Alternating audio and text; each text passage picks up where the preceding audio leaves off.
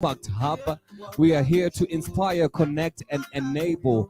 And we are talking about those businesses that are locally owned, locally grown, apparently, and also globally connected. So you are free to go grab your snacks at the table that is right behind our building, courtesy of Becky's. Big shout out going out to our caterer, that is Becky's today. And our camera work and everything, filming, live streaming is coming through from Area 46, as well as the live streaming company. You can check out our Instagram page. Please go like the reel that is on there. It's called Area 46 Productions, and we will follow you back definitely. If you want to inquire anything, please do feel free to see the man with the tech named Stuart, the producer right here. And also big shout out going out to Tim for making sure that our live streaming is going very, very, very well this fine morning. Please late.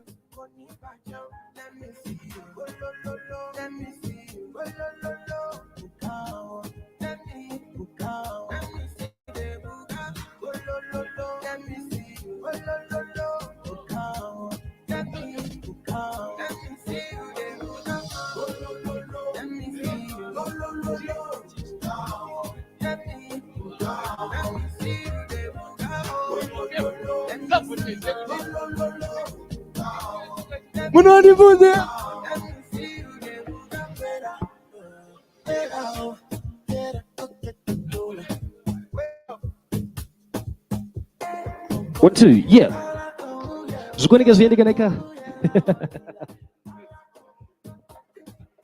Right, this is the audio technica testing. Yeah, I believe it. So, yeah. Yeah, I think it's okay, Ange. So far, so good.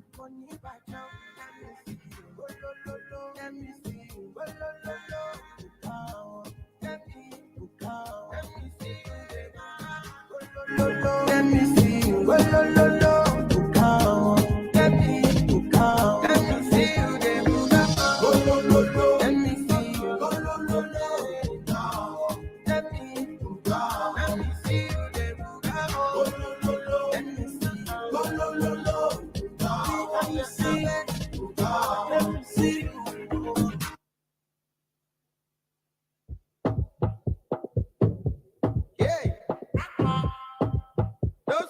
Don't sleep, wake up.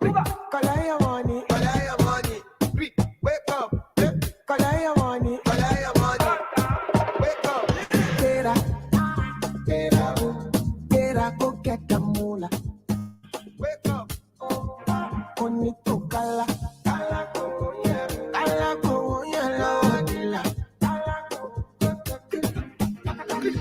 Don't walk, you don't try. You supposed to be jai.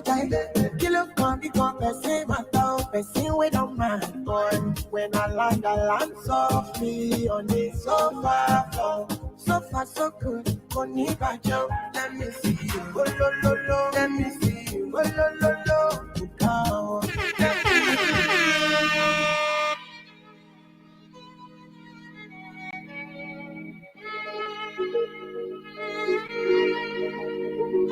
London.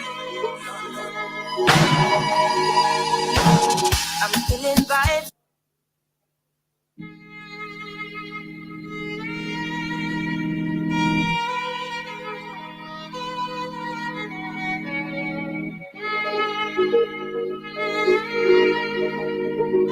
London.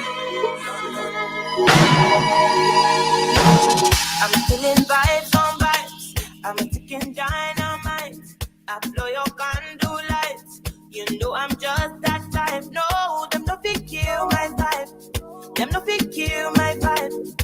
Them no fit kill. Them no fit kill. Them no fit kill my wise man said. Follow the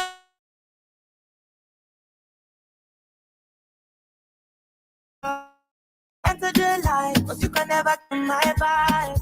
Got here with no sacrifices. Everything was taken, still had to make it. Vibe killer, me I no go take shit. Vibe killer, love is somebody that protect my energy from your bad aura. And my pastor say I be my healer, everything I desire. I go to see my rhythm slowly. liver. If you get your work, come on, go and sit down. I go just para, come on, my jigger. I go just follow my lead. I'm feeling vibes on vibes.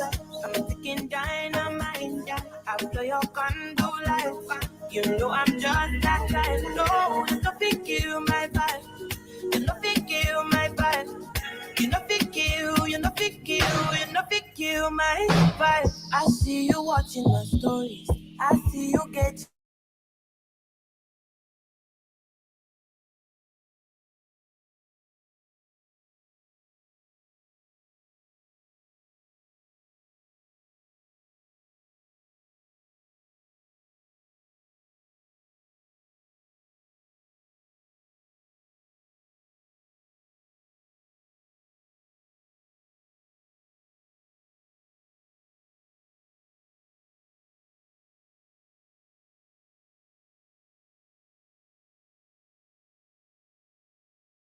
dollar that my pastors. I heal everything I desire. I go to see my everything flow like a river. If you get your work, come on, go and sit down. I go just para, come on, my jigger. I go just follow my dream. I'm feeling vibes on vibes.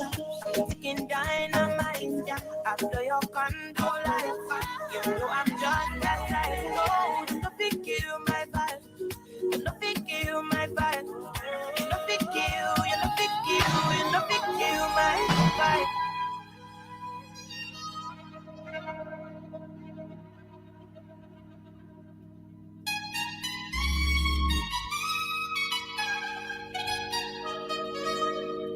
With it, girl. Show them it, girl. Put a bang bang. Bounce with it, girl. Dance with it, girl. Get with it, girl. Put a bang bang. Come on, turn the radio on. It's Friday night, and I won't be long. Gotta do my hair, put my makeup on. It's Friday night.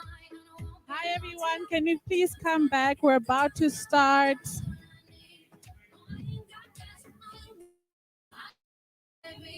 Please, may you come back? We're about to start in like 30 seconds.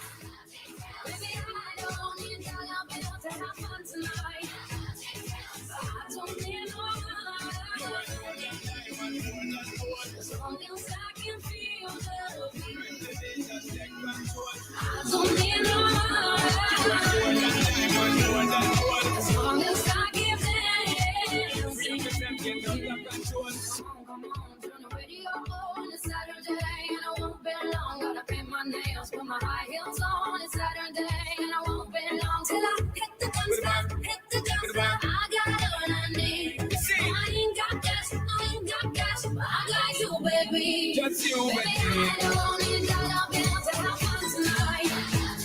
Baby, I don't need dollar bills to have fun tonight. I don't need no money. As long as I can feel the beat.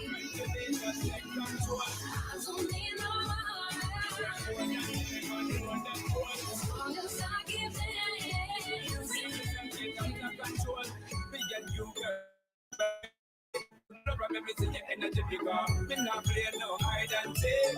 It's the thing you want to make me feel weak, girl. Free. Anytime you whine and catch it, the selector pull it up and put it for repeat, girl. Me not touch another now me. Nothing in this world ain't more than what you worth. I don't need no money. You want more than diamond, more than gold. As long as I can feel the beat. When the day just take control. I don't need no money. You want more than diamond, more than gold. As long as I keep dancing. Free up yourself, get out of control. Upon a younger year, when all our shadows disappeared, the animals inside came out to play. Went face to face with all our fears, learned our lessons through the tears, made memories we knew would never fade.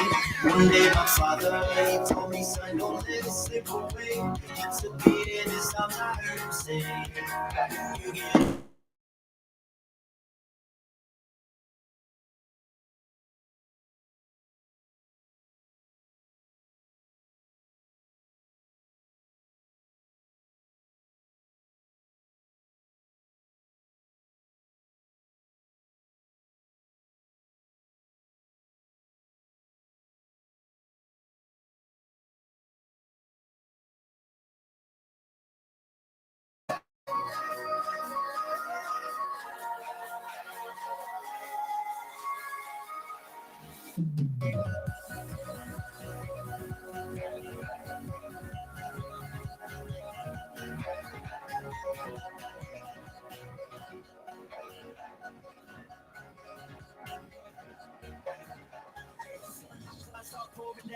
Light a fire they can't put out. Carve your name into the shining stars. He said, go venture far beyond the shores. Don't forsake this life of yours. I got you home no matter where you are. One day my father, he told me, son, don't let it slip away. When I was just a kid, I heard him say, when you get older, you out and live in your days. Think of me if ever you're afraid. He said, one day you'll leave this world behind, so live a life you will remember.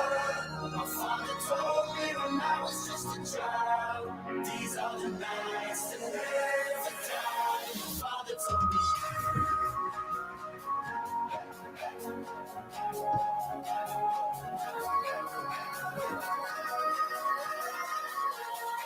These are the nights that never die. My father told me.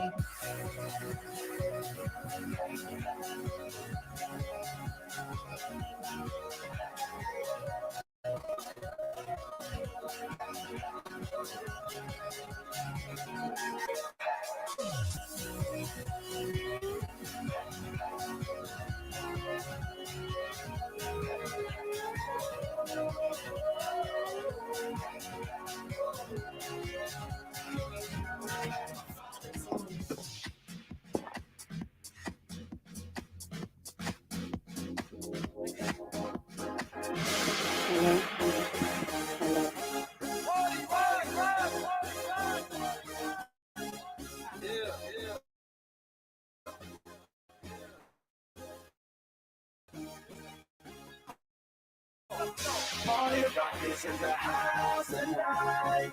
Everybody just have a good time. And we gon' make you lose your mind. Everybody just have a good time.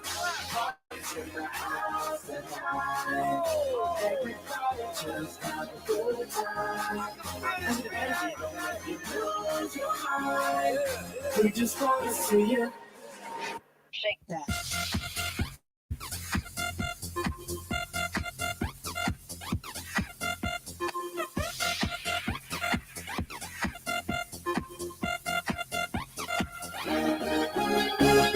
In the club, party rock. Looking for your girl, she on the jock. Can't stop when we in the spot. Booty moving weight like she on the block.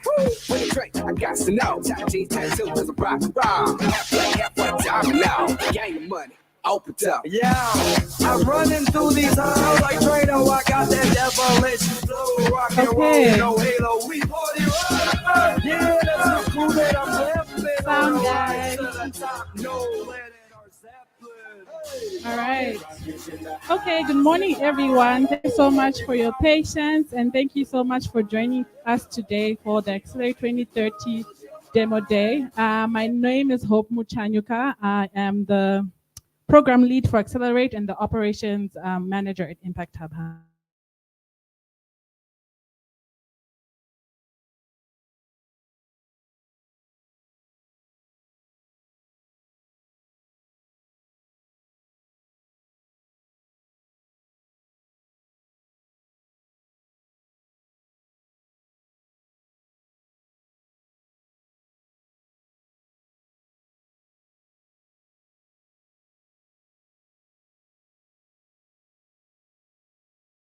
To the SDGs, how are they doing that? And are they able to scale in different markets beyond the markets that they're currently in?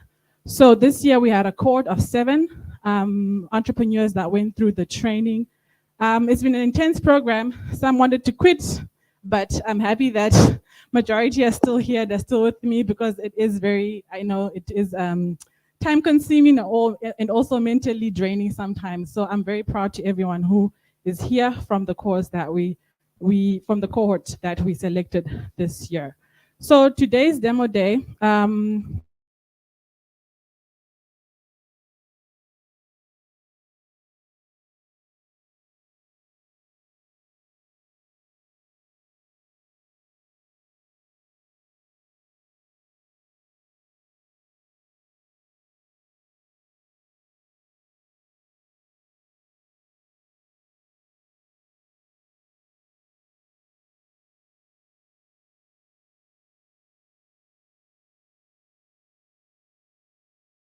to be, we'd like to thank UNDP Zimbabwe, our main program partner,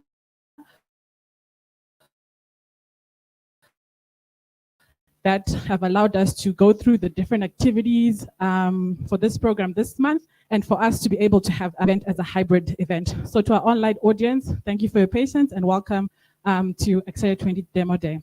So before we go into the pitches, I would like to invite Mr. Melusi Tuma from UNDP Zimbabwe to say a few words.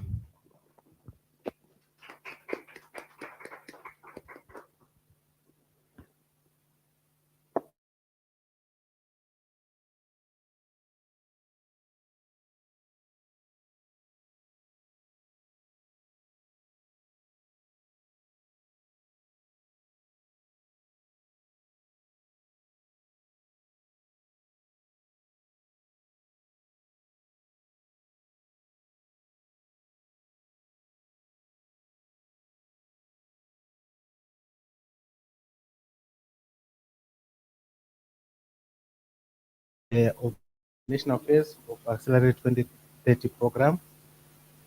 As we all know, the world is facing a new set of social and environmental challenges. And when it comes to challenges, I don't think Zimbabweans will know about it. I don't need to go deeper into challenges we are facing. And in 2015, the United Nations unveiled 17 interconnected sustainable development goals, which we just call SDGs, that serve as a blueprint to achieve a better and a more sustainable future for all.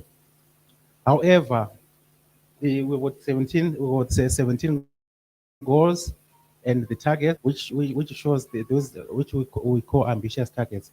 However, it doesn't tell us how to achieve them. This is where you come in. Why is the business sector important to accelerate progress towards SDGs? From studies from the World Bank, they tell us that 40% of the GDPs of emerging nations like Zimbabwe come from SMEs and startups. And also about 60 to 70% of all employment are from the same sector, the SMEs and the startups. So, and for the achieving of 70% of them, we estimate that they're going to be achieved through the efforts or through the works of the private sector, and then from government and other sectors. Oh, thank you. Sound is bad. So SMEs are important, as I've already mentioned, to achieving the SDGs.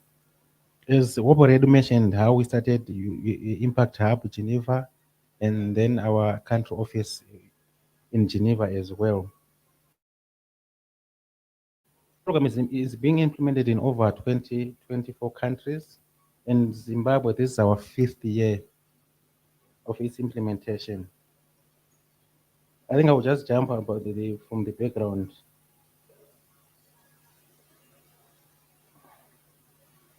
And then this is the final frontier. I will say this is the final phase of our Accelerate 2030 program in Zimbabwe. The demo days with the 6 of you who have been left, and then to present how your projects, how your setup will help us achieve any one of the 17 SDGs. And like I've said, it can be maybe more than one SDG because SDGs are interconnected, as we are all aware. So this is our focus. And I just want to urge all the participants, I just want to thank you. Like Bob said, it has been a grueling training program. Congratulations for coming this far, for reaching the final stage. I wish you all the best as we work together to achieve positive impact and for the world in large. Thank you very much. Thank you very much. So at this juncture, I'm going to let our judges introduce themselves before we get into the first presentation. Collab me also just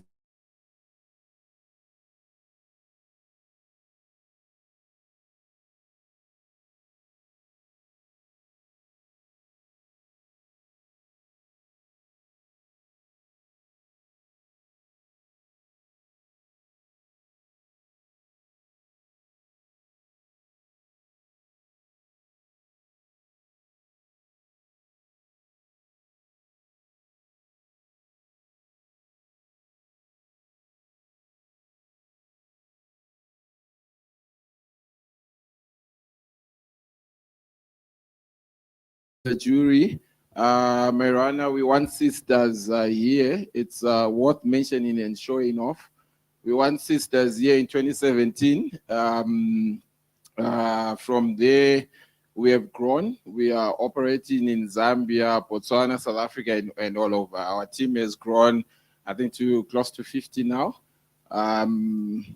Yeah, I'm very excited. I think I've earned the seat to be the jury, and I'm hoping we can select really a winning startup. Thank you.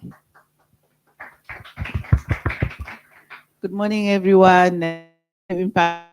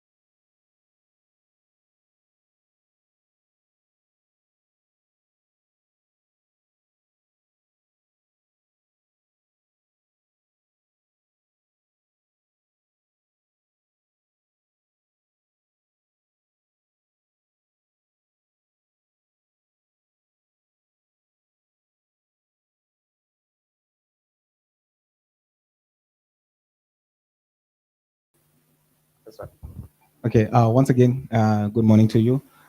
So Collab.me is an online platform for creatives to collaborate on projects. So your creatives, okay, we're back. Okay, so we work with digital creatives such as graphic designers, video editors, writers to collaborate on a single project, remotely, of course. And really what happens was that African artists don't have a tailor-made work environment to work on a single project. You could see with the coming of COVID-19 and how lockdowns affected other people. Former work mainly resorted to Zoom and Slack, but nothing was really made specifically for the creatives. And there's low revenue for African youth in the creative economy, and over 60% of the revenue is actually going to creatives who are established and over the age of 30. It is also difficult to individually work on a single project. As a creative, imagine any song, any video that you've seen. In most cases, more than a single person actually worked on that creative project. And there's also a great disconnect between formal opportunities such as NGOs, private sector with with young African creatives. So our solution is an online platform that allows creatives to work on a single project. As an example, if it is a song, you have your resources up there, which can be an instrumental and details about what we are singing about. For example, we partner with Plant International, which works with girls' rights, and they want to create a song about child marriages. So then you have an instrumental up, you have the resources to the song, different artists access that instrumental and what we are singing about. You record to your own studio, then you upload your vocals. The project administrator then aggregates all that content into one final production, that is a one final song. That can be broken down into two categories as well, such as graphic designers can actually work on the cover art of that same song. So young creatives can generate revenue through the funding that has been available to that specific project. People who have worked in that project and their production has been taken into the final production and actually get paid. It also creates a network of young creatives whereby you have graphic designers, writers from Harare, Bulawayo, South Africa, all in a single place and can all collaborate on a single project. and it creates a digital connectivity between the young creatives and different formal opportunities. As an example, like I said, where we have partnered with Plan International, and they get to access that pool of young creatives. So as a creative myself, we've been using Gmail, Slack, Dropbox, and different platforms to collaborate on projects. But the problem is that you actually have to use at least 2 or 3 of these platforms to work on a single production. But with Collab.me, we've managed to put all these different features into one platform such that you are actually able to do a full production on the platform without using 2 or 3 different platforms. So we got our first funding from Zimbabwe German Society, which allowed us to have a co-creation session whereby we had different creatives collaborate with us, tell us what they want on the platform. We ran a beta test, then we launched the platform in December last year. We have over 450 creatives who have already signed up on the platform, and we're in the process of receiving our second grant again from the German Society, which will allow us to do funded projects now.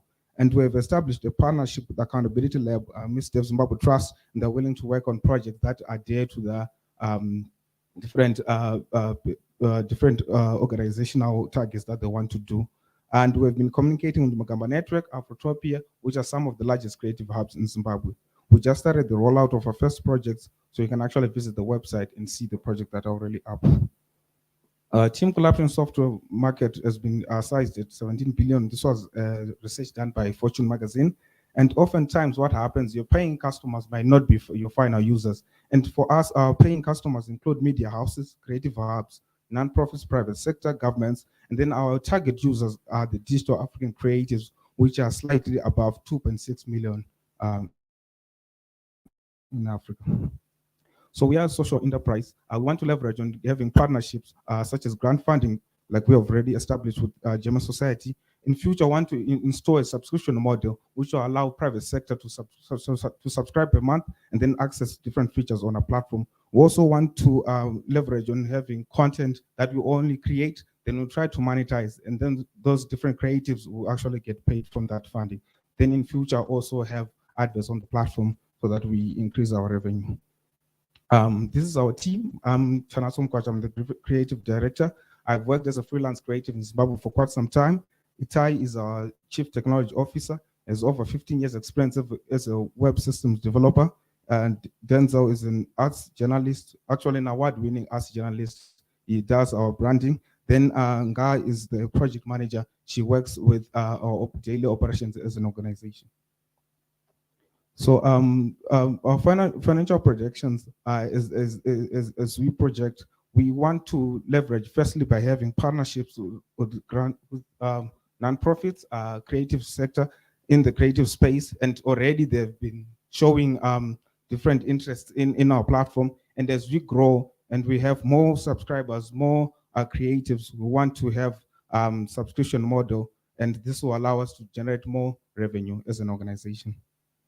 We are looking for an investment of 10,000 USD. This will allow us to develop our business. That's creating a toolkit to manage the intellectual property, our business processes, then also further develop the software. As we get more sign-ups, as we get more projects, this will be a bit more heavier on the software. Therefore, we need to further develop the platform.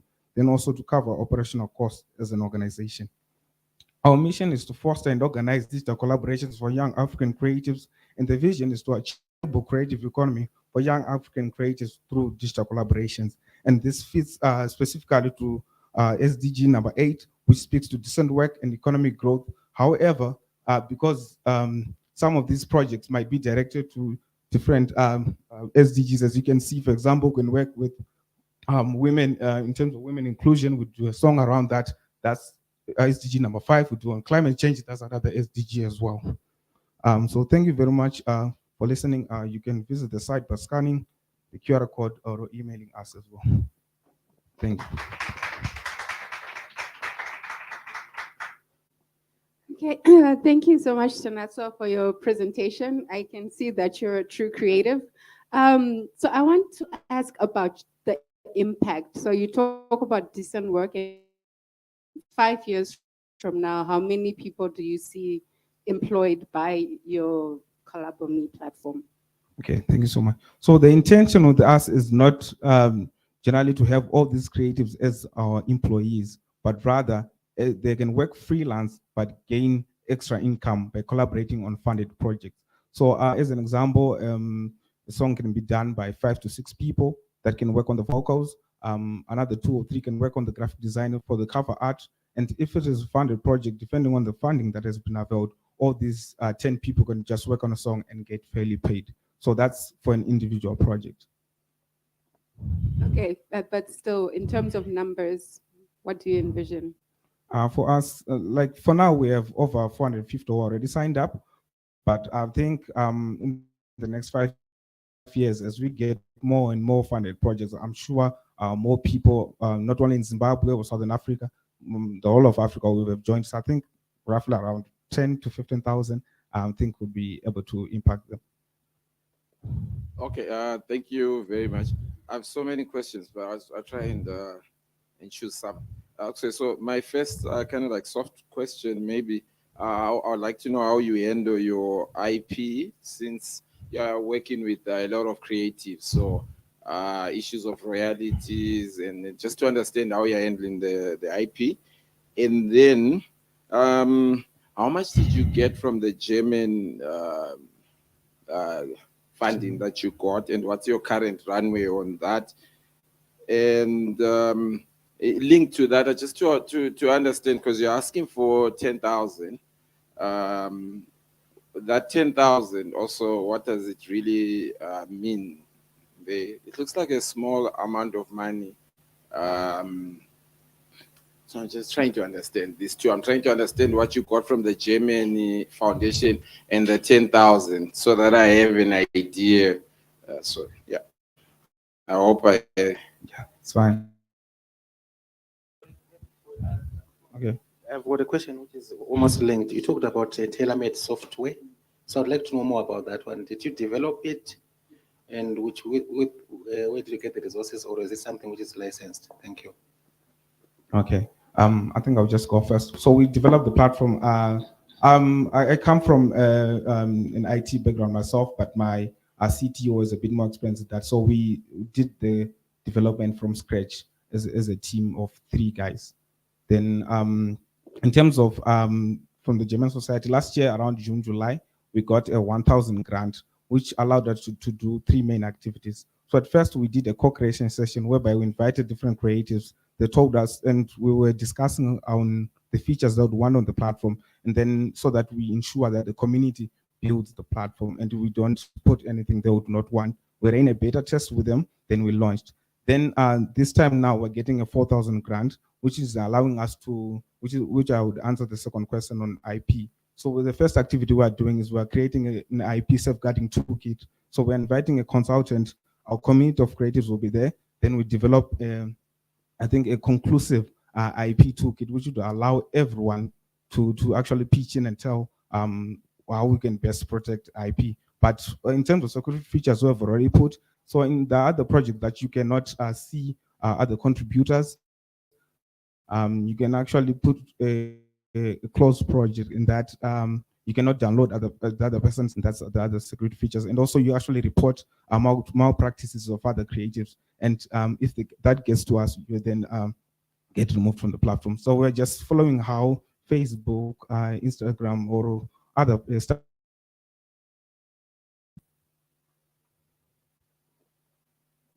Okay, thank you. You sort of part answered the question I was going to. I was going to ask you as you benchmark yourself, because I think this is all about scaling you to new markets. And when you benchmark yourself in the that keeps you awake at night, and why? So basically Gmail, WhatsApp, and other custom softwares. So for example, other companies have their own custom software to collaborate on projects. I know established media houses can have their own local software to manage their own projects. However, how we kept that is that Collab.me not only allows for your own company to work on your own projects, but sometimes you might need other creatives to work on your own projects. That would allow you to access that network again. And then in terms of Sorry, can you just repeat your question? My question was on, I want to see your scaling strategy. Scaling strategy. Yeah. So our scaling strategy, we're mainly focusing first on working on creatives, with creative hubs and non-profits, specifically supporting creatives. I worked for Magamba Network for about 4 to 5 years, and the response that I'm getting as a person who was working in the non-profit sector is a bit more lenient to what I'm getting from the private sector. So private sector mainly look at how it's going to give us money quickly, and how much work have you done already, and which are the projects you have done. But non-profits have shown interest in working with us as a startup, and I believe we have been getting good work from them and good money to actually scale up our organization. So we are working on creative hubs, non-profits first, then we try to leverage on private sector once our organization is established.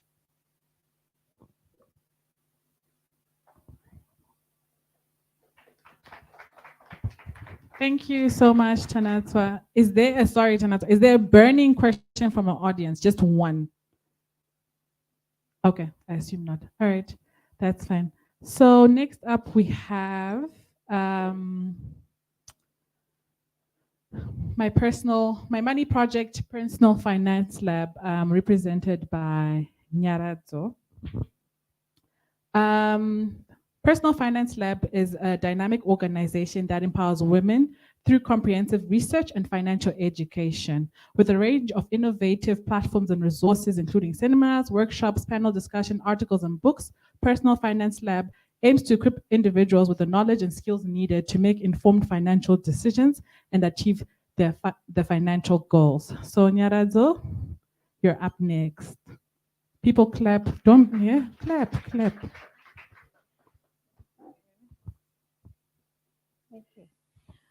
Good morning, ladies and gentlemen. And as introduced, I am Nyaradzo Chauruba. I'm the CEO and founder of My Money Project, also Personal Finance Lab. Did you guys know that only 33% of adults worldwide are financially illiterate? Are financially literate, and that includes graduates and PhD holders. This means over 2 billion adults, and mainly women, lack the basic financial knowledge and skills that they need to make sound financial decisions. So they are more likely to struggle to save for retirement or any other financial goal for that matter. They are more likely to live under perpetual financial stress, and they fall into a debt trap. But Personal Finance Lab brings the solution. We offer financial education services that can be personalized to customer needs. And we do that through digital financial education, which is delivered through a variety of online channels, such as online courses, mobile apps, webinars, social media. We also have physical financial education, which is delivered through seminars, workshops, and other financial education consulting services. The drive of Personal Finance Lab is to promote the participation of adults, particularly women, in financial education programs, and to encourage them to own productive assets and have equal rights to economic resources. And this is in line or alignment with SDGs 4 and 5, which is quality education and gender equality, respectively. We pride in our unique selling proposition, which is that there is no one size that fits all. So the personalization of our programs with detailed impact measurement on participants' quality of life. Since inception, which is 3.5 years ago, we have reached just over 6,000 people with the money message. And those are the different platforms that we have used, mainly on YouTube, which is this most significant part, 71.8%. Others are distributed amongst Facebook, WhatsApp, LinkedIn, and in-person seminars. For the 3-year, we have our income for the 3 years projected at 127,000, and that is if we manage to get our startup grant online and in-person wellness sessions, and book sales. Our cost of sales, we're looking at 17,000, and this is mainly from the production of the books and our training manuals. Then we also have our admin and operational expenditure. And you'd see in the first graph, 2023, will also include capital expenditure, which is on the learning management system that we need to buy. Our profit after tax for the 3 years, sitting at 58,000, and it's after tax because we have a contribution of 19,000 towards our taxes. Our scaling plans to reach more women in the workplace and those who access financial products. And we'll do this through digital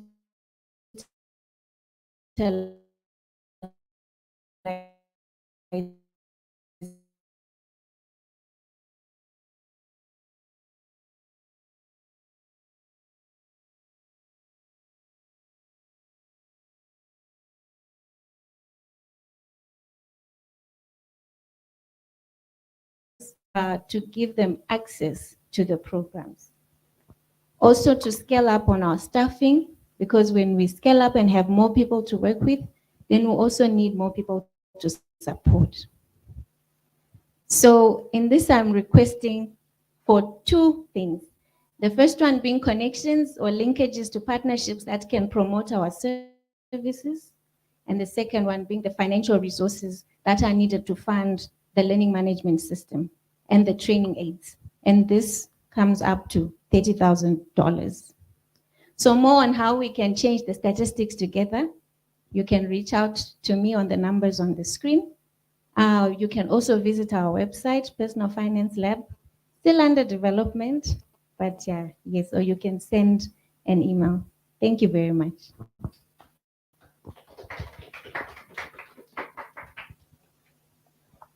All right, thank you so much, Nyarazo. So in terms of scaling, how do you plan on scaling your business? Because you talked about partnerships, you talked about staffing, and then you also mentioned that you use social media and YouTube, but in terms of like, I mean, let's talk money, right? You're the money girl. How do you plan on making money at scale? Are you licensing your product? Are you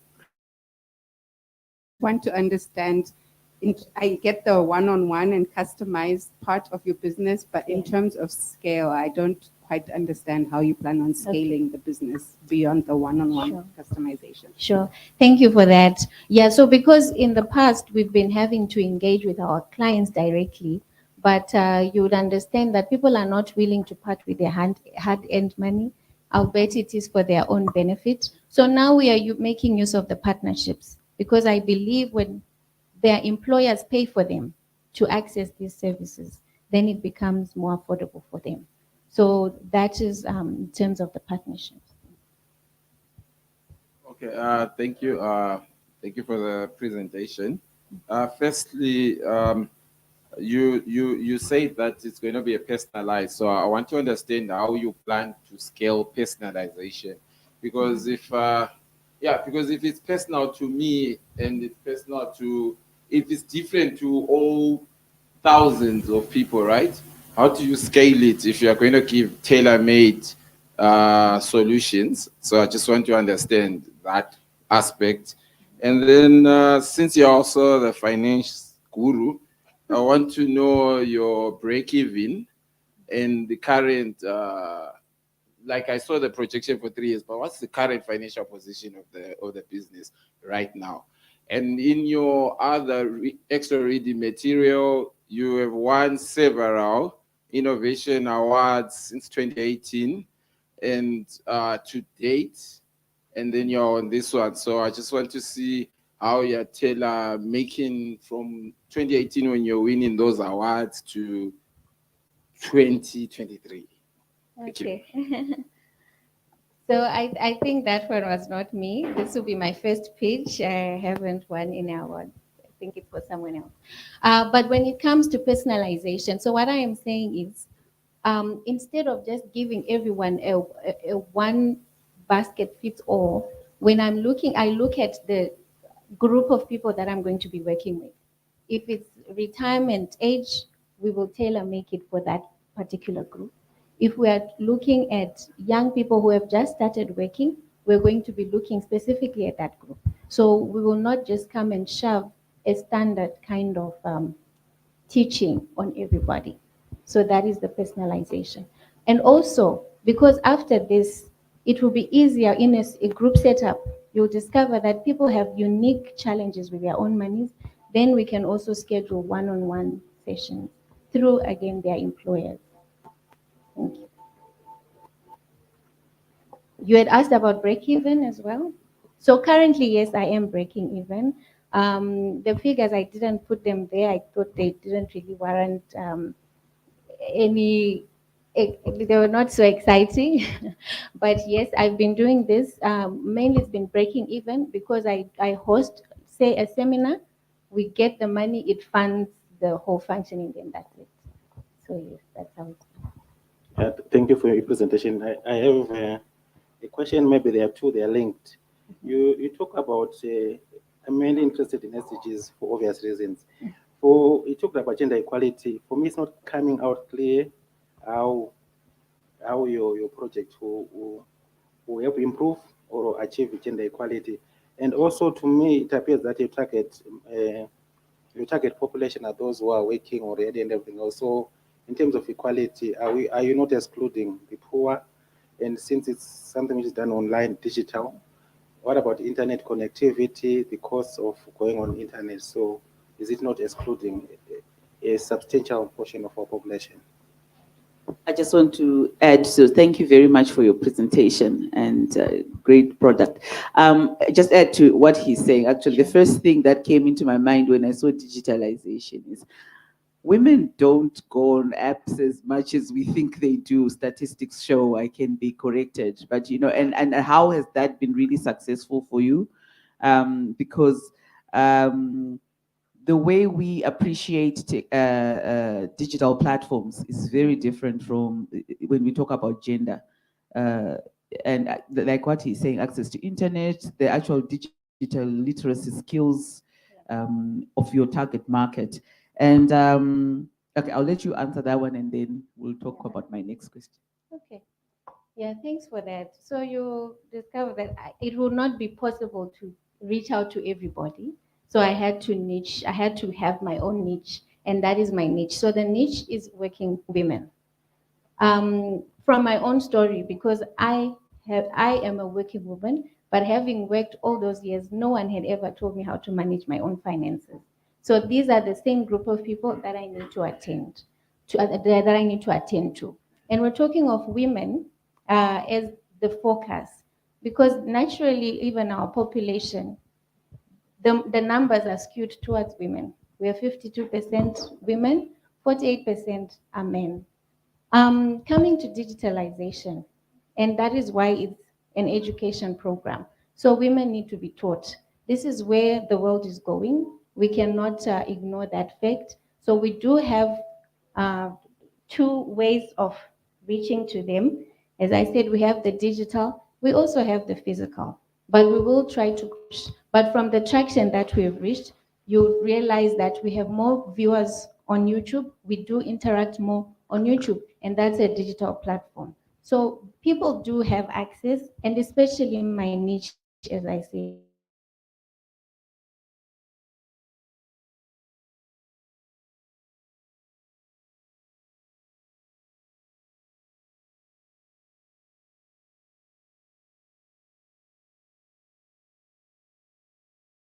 that you actually scale. okay. So currently I work with volunteers as and when. So depending on the work, if it's a workshop, then I look in some volunteers. Sometimes I have to work with experts. So like the last discussion. So I invite the experts in those areas and of course volunteers. So on scaling, that is why specifically I also talk of staffing, because I will not be able to manage the load on myself, but I will then need that support and I need to get more staff on board. Thank you. Maybe just a question on the 30,000. Can you, like, what does 30,000 mean exactly? What are you going to use it for? Because you said you want to use it to develop Learning management system. yeah, a learning management system. And the training aids. So that's what you want to use the money for? Sure. Okay.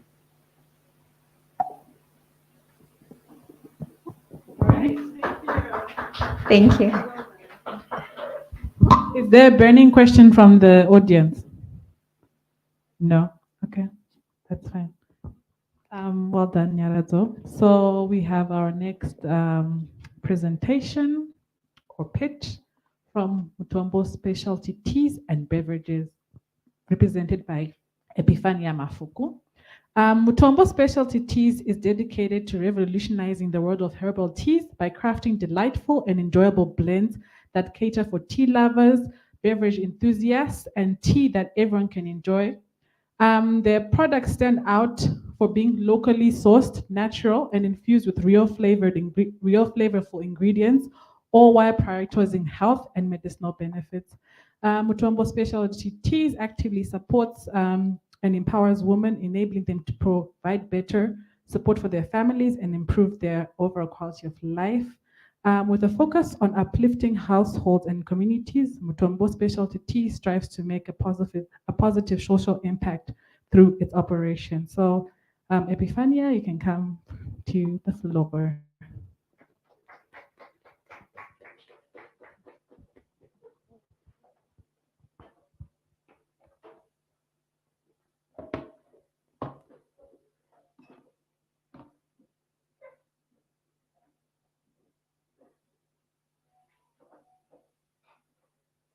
So hi, I am Epifania Mafuku, co-founder of Mutombo Specialty Teas and Beverages. So what are we addressing? The ecologically disadvantaged communities have limited food securities and household income. Because we are an agro-business country that's focused on agro-business to better livelihoods for the local communities. COVID and, in the local communities, sometimes they like the incentive for stewardship of taking care of those environmental areas. COVID and health awareness has accelerated the people's need for needing to be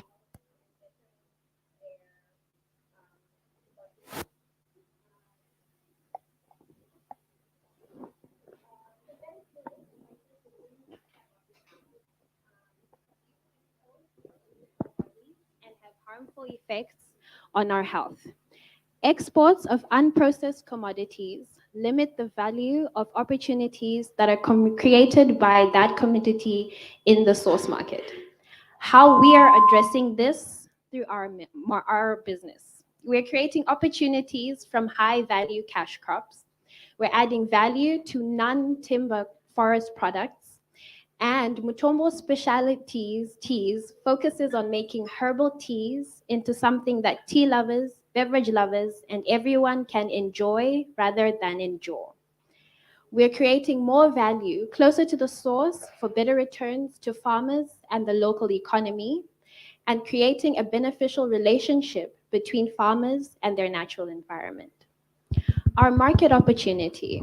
Our product is a niche product, and the real market for our product is going to come from the worldwide market. The herbal tea market is valued at $3 billion in 2021 and projected to reach $4.38 billion by the year 2030. The global specialty food and beverage market was valued at $150 billion in 2021 and projected to reach $373 billion. Our share in this size opportunity is going to be determined by our capacity to grow our business by delivering quality, quantity, and price to the market which we will need support. So it's an endless opportunity from where we stand. We have taken a deliberate position to enter the market and expand our footprint based on our capacity to grow our production capacities. We will be using this period to grow and gain customer feedback through these specialty stores, cafes, and restaurants so we can inform product development and diversification. The cafes and shops our products are found in were organic growth and not us approaching these shops. So the scale up of our market would be done through omni markets, restaurants and cafes, high-end retail market, and exports. Our competitive advantage is that we use nutraceutical ingredients, no additives, no artificial flavors, and our products are great tasting and healthy. Our business model is anchored on growing the supply chain markets, production, and sustainability in order to deliver shared value. We are committed to making a strong and sufficient supply chain. We work with local smallholder farmers in order to gain natural ingredients, and our working with them is essential to making an equitable food system. Our SDG food impact. We work to ensure that smallholder farmers have access to stable income so they have access to their basic needs. And in areas where they are otherwise ecologically disadvantaged, they can grow cash crops like Rosella, which enables them to generate income. And the cumulative effect of 1 and 2 will translate into 3 by ensuring that there's a stable income. This allows the communities to be able to afford better health care and reduce the risk of malnutrition. The numbers are largely driven by our growth in production capacity financed through the sales from the business. Once again, these numbers are from an organically growing test market, if you may. Our ask, we're asking for a grant or low interest, low capital to develop the production facility complete with sorting, processing, drying, and testing capacity for 5 tons of Rosella each year. Export market exposure and connections with those potential export markets for our products, and technical and financial support to achieve compliance for those markets. Cheers.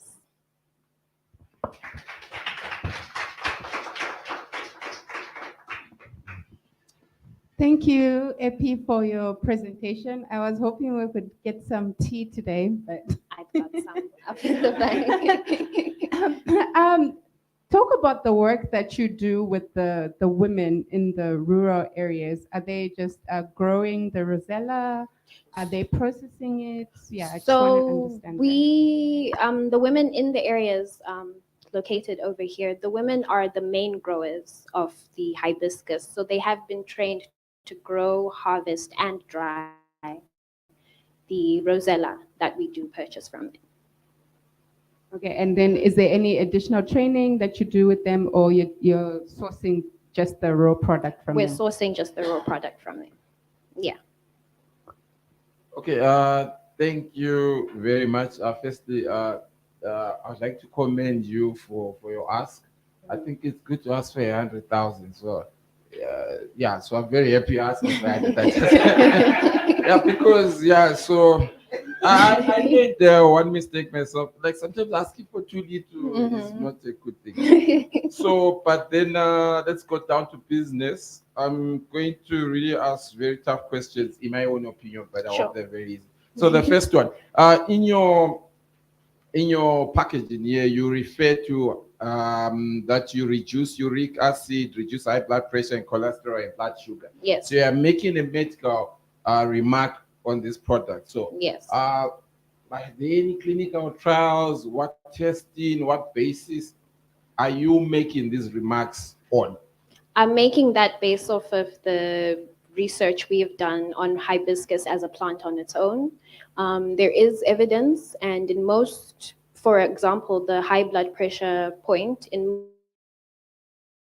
supplements that are used to reduce BP levels, the main ingredient is hibiscus essence. So there is scientific evidence. Okay, no problem. Yeah. Because the reason why I ask this is the kind of questions that they ask you at a global scale, right? Yeah. Where is the study published, by who and how in the research? Because if you make a medical claim, you lead to a high risk of litigation, and then if you don't defend that particular claim, it's going to be very dangerous on an international scale, right? So you need to really have that. And then now, so your study, was it cleared by the Medical Research Council? No, there are all those kind of ethical considerations. So for me, I also echo what Bosa is talking about. You have to be careful when you're making these. There are a lot of things on the internet which make claims which are not substantiated. So you should have all those, the clearance from the Medical Research Council and all those bodies, even Ministry of Health and others, which should certify. You, for me, your label should say it might, maybe, that can. It's just a suggestion from my side. No, I understand. Yeah. Okay, thank you. And then you said you have been doing organic growth, right? Yes. And then you want 100,000, right? Yes. And I want to understand now, why are you not going out and selling? If you, okay, so you're saying that people are approaching you. Yes. Right. So why are you not going out and selling your product to the people? This is a test market. So it was us bringing out our idea. Basically, it's a passion, basically, for the love of tea and the love of health, but making sure that health tastes nice. So this is us testing the market and seeing how well the market receives our product. So we would to grow our business and grow our business by August this year. That's where our projection has come in, where we have now approached the market. And my last and final question. Yes. What's the unit cost of this? How much does it cost to make this, and how much do you typically sell, the one that I'm holding here? So that one costs about $7.20, and we sell that one for $15. Oh, thank you. Thank you. All right, thank you very much. Well done. I love the packaging and the branding of the product. Thank you. Fortunately, I can't drink it because this would kill me. I have You're low low blood BP, pressure. yeah. That is So also that goes back to the issue that was raised earlier on. But anyway, I wanted to just ask you in terms of scale once again. Yeah. How confident can an investor be if you can't control the source of your raw product? Because you said they are trained, the women are trained, and I assume they are trained by someone else. Yeah.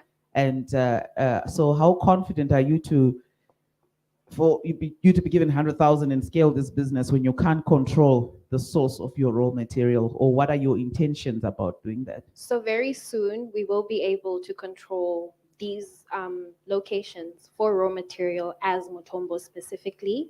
We have been given a grant by Weltanga Life of 20,000 for us to be able to go into the farms directly and be able to train and get help from the communities and also we would be using the communities to scale our production, because we do our production and produce our products artisanally. There's no use of machinery.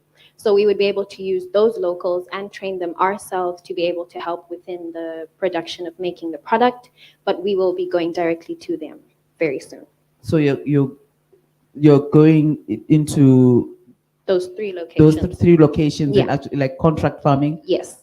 And okay, then now we move to your team now to say, just share a little bit of on your team so that we understand the capacity of you going in, because now you will need a team with agronomists for you to have enough information and research. And also, just out of interest, what kind of can you grow hibiscus throughout the whole year? I'm looking for the right farming terminology to understand that.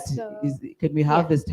So is it seasonal? What is it, so that we understand the hibiscus is a seasonal crop, and it's only limited to the areas where it's very hot and there is just enough water for it to grow.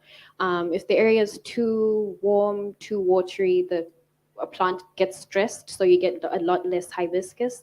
So it is a seasonal plant. Your other question was, sorry? If it's seasonal, what's your plan when it's off-season? It's a crop that's dried. So from at the moment we have about 1.2 tons in our stock that we have that we will be able to use for the rest of this year. So your off season, there will be product available. And the team. No, And the team is me. I am the main person I am the one that makes this business move from production, marketing. I do all the digital marketing. I do the approaching shops when we can. The one we have approached was me. So the team would need to grow when we do then have access to these farms directly. We would need a person who can help with the training, and I would be training in terms of doing the crushing. I also have done my own research when it comes to the hibiscus and its growing. So if that is needed, I could be that body again for that team. Yeah. Okay. Thank you for your presentation. Maybe just to add on, my question is, I like the way you are going to the rural communities, but I would like to know about the pricing. Who is pricing the raw materials that we are buying from the rural communities? Because for me, I'm just thinking at the back of my head, there is a possibility of what do you call it? Exploitation of the rural community. So can you bring it out clearly in the presentation, how you empower them? Of course, you are buying from them, that's empowerment already, but pricing, who is setting the price of the raw materials? So we buy our raw materials at $5 per kilo, and it goes directly to the farmer who has harvested that kilo. And how are you paying them? We pay through the organization we're buying, the organization that has trained them. But it is shown that through what we pay goes directly to the farmer.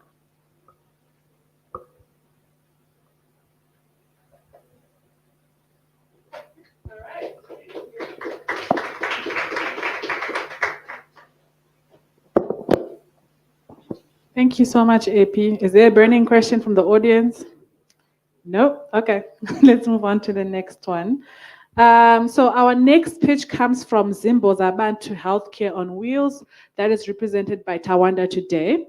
Zimbo Zabantu is a groundbreaking initiative, the first of its kind, solar-powered mobile clinics, which have been locally repurposed to provide sustainable healthcare solution. These innovative clinics utilize telemedicine technology to facilitate seamless patient-doctor interaction. At the heart of this initiative lies Zimbo Abantu's dedication to creating meaningful employment opportunities for healthcare workers, with a particular focus on empowering individuals with disabilities and women. Tawanda, you can come to the floor. Thank you so much for the opportunity. I'm standing in for Chedza, who is under the weather today. Thank you so much, the panel, for giving us this opportunity. Zimbo Zabantu Mobile Clinic, is a unique intervention that we started in 2021 at the peak of COVID. We came across a lot of people coming to our house during the lockdown. They're asking for transport to the clinics. We go to the clinics were shut down. So we birthed the idea from there. We built our first prototype in 2021. It took us almost 2 years to get our licenses, going through the bureaucracy of our systems as regulators. We formally went commercial last year in November.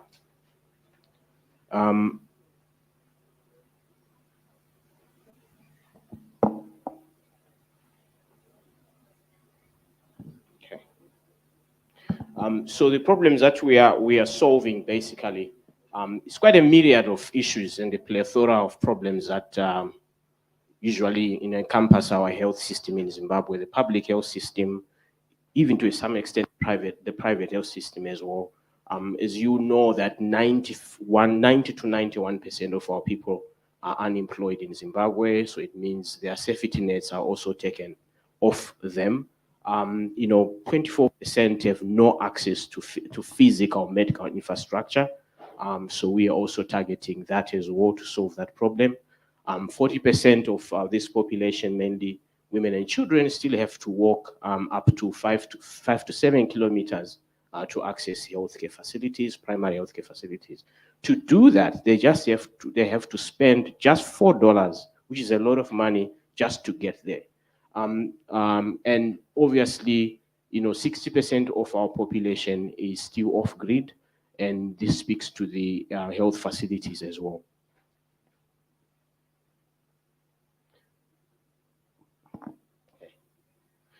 So what we are providing as a solution, Zimbo Zabantu, is the mobility, which is an aspect that we realized through our experience, that it is, solar-powered mobile clinic that comes with all the primary healthcare equipment and technologies. Paying more attention to the medical Internet of Things that we use and telemedicine that we make use of. The idea there is to reduce the cost of deploying a medical professional. So through this, we can be anywhere, anytime, and this gives us access to inclusive and affordable healthcare. So the innovation is really a nexus of health and energy. So we have locally built this mobile clinic. So what we do, we repurpose old vans and put up clinic setup. So how you would go into a CMAS or PSMAS clinic, the same experience is the same what you get in our mobile clinics. So it comes with solar panels on top. So we have 1,000 watts of energy to 5,000 watts of energy on top. And we have one van that is actually powered by a micro turbine, for that is wind. We have all the medical equipment that you can think of, and more of interest is also maternity health care. So it includes ultrasound scan machines, mobile suction machines, you name most of the interventions that you require for a community like that. So the underserved community, and our business model speaks to this level. So we have an out-of-pocket proposition. We have a pre-funded healthcare campaigns proposition.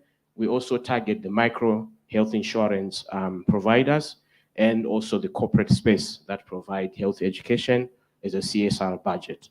Our streams of revenue is basically the following. So there is medical consultation fees, that is 30% of our revenue. The sale of medical drugs, mainstream medical drugs, is 50%. Maternity care, 5%. Rapid tests, 10%. And pre-funded health education at 5%. So our unique selling point really is the idea of mobile clinics, moving from one community to the other. As you have probably noticed in the communities that we stay, just as how education has haphazardly been organized in the country, it almost feels the same with our health facilities. So our health mobile clinic actually helps to bridge that gap. As the country is expanding, the population is growing, but there's very little infrastructure coming through. So this gives us the ability to move from about 5 kilometer radius from one community to the other. At the moment, we are actually in 5 sites. So that's mainly Chitungwiza, Caledonia, Epworth, Glenview area we call Glenview, but it's actually Churu Farm, for those that don't know the communities very well. Churu Farm, Tanaka. Then we have an area called 401, which is Ishokunze, as you are going to Mondoro. Those are some of the typical off-grid or poor urban communities that we operate in. Obviously spoke about the solar. We also have a very large cold vaccine supply chain. We were recognized by Gavi, that is the Alliance for Vaccines globally, for the work that we did during COVID. So each of these mobile clinics comes with a 190-liter freezer that can carry a lot. That's a lot of vaccines that we can carry without going back to the center of distribution, saving us a lot of time and money. So that cold supply chain is very critical. Not only did we do COVID, we also do all the other vaccines for children, HPV, you name them. Also the use of medical Internet of Things. So our team at the moment, we just about 38. We have medical professionals, so including doctors and nurses that we work with, nurse aides, security guards, and finance and marketing team. So our impact in relation to SDGs, so we are impacting SDG number 3, which basically speaks to well-being and health. At the moment, we have done more than 28,000 people that we've impacted. Out of that 28,000 people, around 5,000 have been our commercial customers from the time we started going commercial in November. And we have SDG goal number 7, which is renewable energy, so the use of renewable energies. SDG number 12, repurposing of old vans. So we go and buy old vans and then repurpose them, giving them a new life and a new lease. Then also, we partnering with progressive recyclable medical waste partners. So we have something going on around that as well. So our financials at the moment, they're speaking. Currently, we're still wrestling with a negative profit and loss, but we have wrestled that from November, from 20,000 negative to last month, we closed on minus $2,000. So that is really positive as we are growing. By the end of this year, we envisage to close it at $177,000 with a profit of just about $26,000. So our scaling plans really is to go beyond Harare. At the moment, we are operating in Harare only, but the need is great everywhere, but very little help is coming through. Reducing the whole walking distance that women especially have to endure. The burden of health is on women in most of these households. We are looking at improving employment as well for the health professionals in the country. So our objective is to grow the business model. So introduction of specialties like cervical cancer screening and treatment, they are very less for the poor. You can find one in Newlands, but that is for those with money. But those without money have nowhere to go. Partnerships with government as well. So currently we have a partnership with National AIDS Council. So that should really push our figure from July going up. That gives us access to about 8,000 patients. We have an MOU with Old People's Association that is in Chitungwiza. That gives us access to 15,000 members as a power group. So we are building partnerships with different players in the sector. Our funding need ask is $500,000. That will help us to build 9 more mobile clinics. Then eventually create, so we're having this ask as a grant or a quasi equity or a loan, a repayable loan. We have a model of, at least we give ourselves up to 10% interest to be paid if it is a loan. We're hoping to get this fund by H2 2023. We have put in as equity holders in this over $150,000. So what will 500,000 do to the community? So from 500,000, we hope to create a total revenue of 4.1 million over the tenure of the grant or the loan period. Build 9 more new mobile clinics. So we are building this on our own, as I said. Increase our reach to about 993,000 new customers, new patients every year. Create 34 full-time employees and about 8 part-time employees, and employ 3 more doctors. So that's the end of it all. There's our contact details. Thank you so much.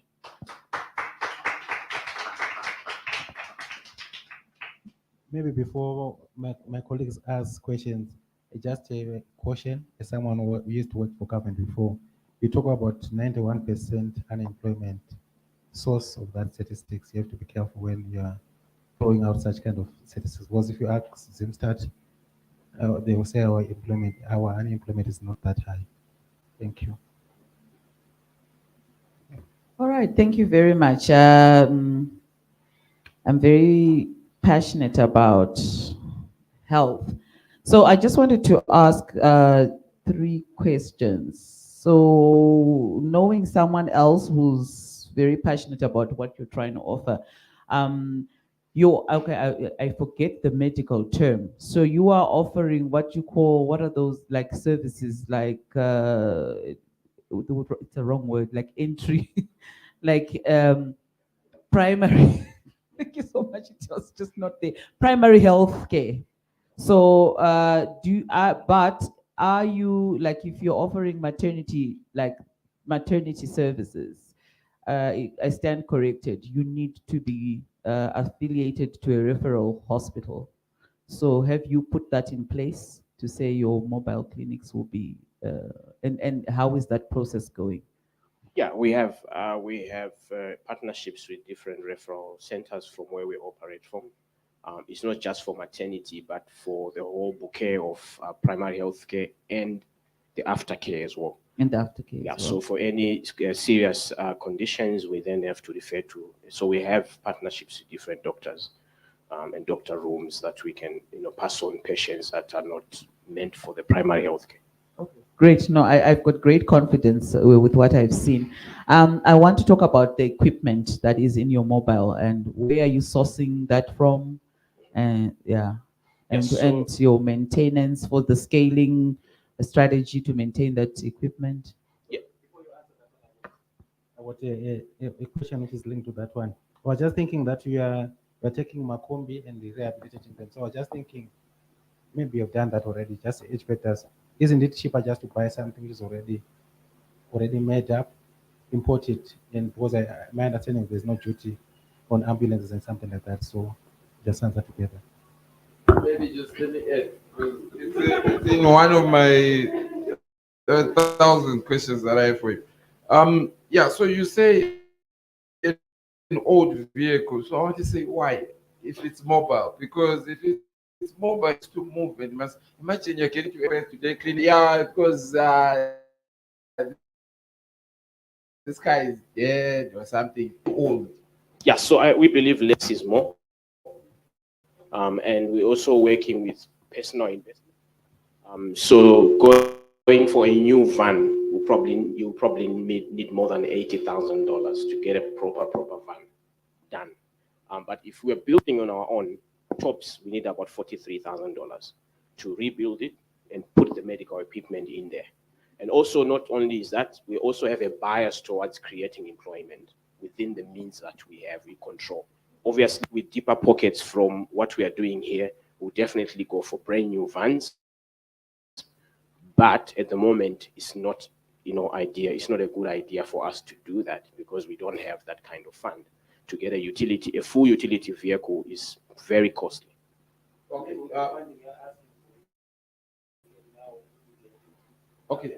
Yeah, but $500,000 will just give me a tops, maybe 3 or 4 vans. But if I can still do 9 vans out of the 5, it's equally good. You'll be surprised if you were to see one of our vans or all of our vans. It's equally good. It just does the same job. And also, we're trying to recycle, right?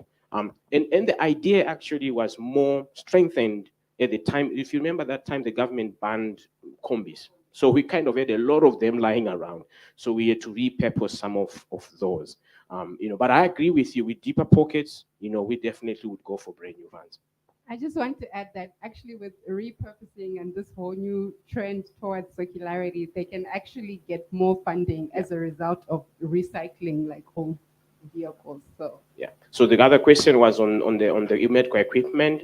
Yeah. So we in 2022, sometime in February, we got a grant from the Australian Embassy, about $42,000 to buy the medical equipment. So as a net importer, we're definitely getting that out from outside the country, but we get some of it from locals as well, so local suppliers. So they come along with, warranty and after-sales service for all of that. Okay, thank you very much. I just wanted to qualify my questions, right? So that you understand from where I'm coming from, right? Yeah. Okay, so firstly, like I sit in the international board for Doctors Without Borders. You would know them. Yeah. I've been involved in running a mobile clinic in Bay Bridge with migrants. Okay. And all. So I understand what you're trying to do. Firstly, so my first question, a couple of them, but there isn't enough time. So the first one, how much is your cost, your consultation cost in this community? Yeah, And so to know generally, is it like how much? So as a social enterprise, is $6. So it's $6. But at government, it's even $15. So we are trying to have inclusive health here. Yeah. I just wanted to know that because I have so many questions, but I won't ask all of them, right? Yeah, sure. And then you mentioned that 50% of your revenue is from drugs. Yeah. pharmacy, how are you selling these drugs? Are they in the mobile van? So you have a pharmacy, you have... So we have a covering pharmacist, and the MCAS allows us to do what we call, they operate under the license called outreach. So this is one of the things that took us long to register. But they have created, so they are in the process of creating a bylaw for mobile pharmacy. But at the moment, we are an extension of an existing physical brick and mortar pharmacy. Yeah, so thank you. I wanted to know, because I understand also like the pharmacy and the telemedicine, right? Yeah. Can you comment or clarify on your telemedicine? Yeah. Because I'm just looking at the context, not only here in Zim. Yeah. I'm aware of, like in South Africa and in Zambia, and it's like been a big monster, so to speak, that we're trying to solve. Yeah. Like, then you're touching on it. What does it mean? What did you mean? Yeah. So we are we've got an MOU with Maisha. So we actually making use of satellite internet. It's still a bit on the high end, that cost of deployment. But we're trying to reduce that with good partnerships. So we're hoping to get more satellite providers to give us at a relatively cheaper rates for us to do that. But we have a platform that is running. We have an MOU with Maisha for that. And last question: where is the clinic today located, and how does the roster work in the areas? Because I know for sure, like for instance, we built a clinic like in airport, right? So if you go in airport, the doctors are what well, as you're in the space, you know what I'm talking about. I just want to know right now today, where is the clinic? So in airports, it's at Overspill. So what we do is... But I mean today, right now, where is the clinic today? Today it's in Overspill. Right now it's in Over. We have 5 more working. Yeah, you said you have 5 locations. Yeah. Yeah. I just wanted to know where. Yeah, so Caledonia, it's a place called Gazebo, which is a very high populous area in airport Overspill. Yeah, I know. But I'm saying, where is it today? My question is very specific. Yeah. I want to know, like, is the clinic running today at Overspill? Yeah, it is running. Oh, okay. I thought you were looking for the location. Yes, it is operating. We run. Yeah. So we operate on 12 hours. That's 7 days. We actually used to do 24 hours, but the night services were not that popular. They were not carrying their own weight, so it cut the wage bill. So we went back to 12 hours. So the clinic does it rotate? Sorry, I just want to know. Like it moves from in specific days. So in Epworth, it stays in Epworth, but it goes to sub-locations within Epworth. So we have 4 touch points in every location. But at the moment, we have realized that we have gained so much traction that we stay in one area for long enough, and then we do what we call just sub-locational,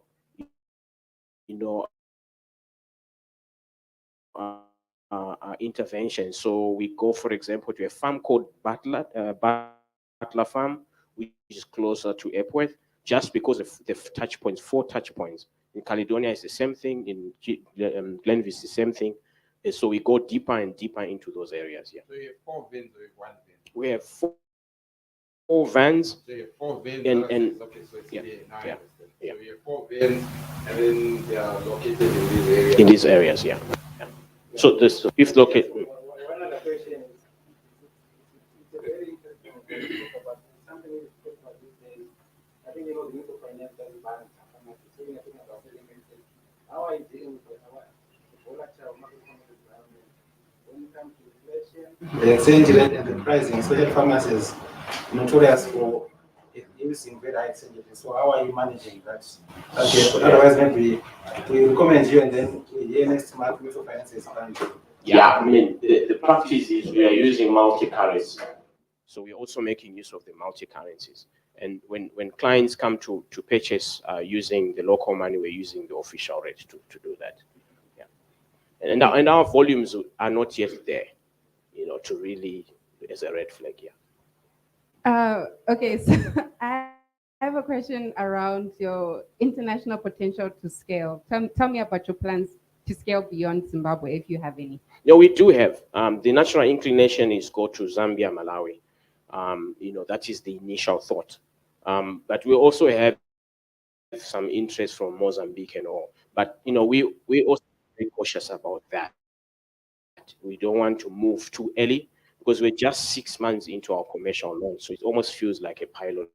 We need to go to those countries. Yeah.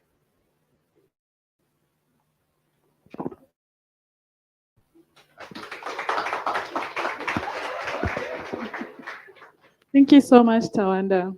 Any burning questions from the audience? Okay, we have a burning question. Sorry, Tawanda, we've got someone who wants to ask something.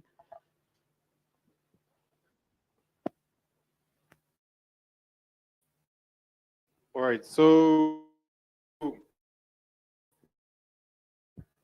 I've actually seen one of your buses, and I think it's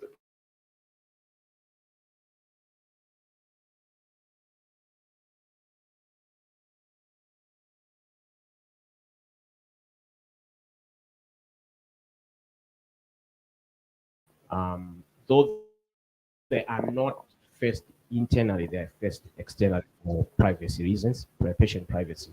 We also have security guards, which is why you realize our OPEX is still very high because we have to have too many moving parts there. So we have 3 guards on each side. So 2, 1 for the day, night, and the relief guard. Thank you. Okay. So our next presentation comes from Nanga Trust, represented by Chipo Chikomo, who is very ready for you guys. Okay, so Nanga Trust is an innovative social enterprise spearheading a revolution in the menstrual health and hygiene sector in Zimbabwe. Since its inception in 2018, this initiative has positively impacted the lives of over 20,000 rural girls by providing them with washable towels, promoting sustainability and reducing waste. Nanga Trust has received several prestigious awards, including Best Eco Innovation in Zimbabwe, the Green Innovation Award, the Value Creation Award, and the Social Impact Award. These accolades highlight the organization's commitment to creating innovative solutions that address critical societal challenges while promoting sustainability and positive social change. Chibo, over to you.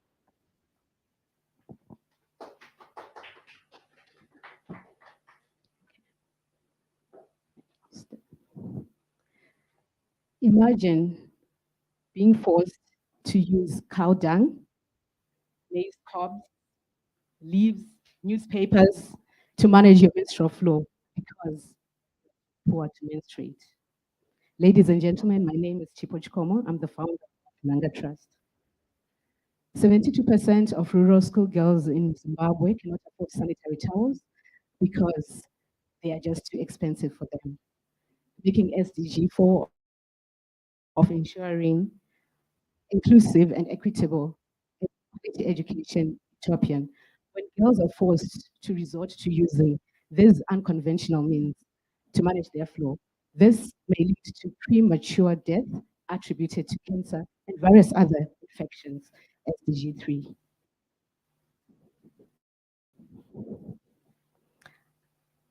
The root cause of all this is gender inequality, which promotes the discrimination of girls, which is SDG 5.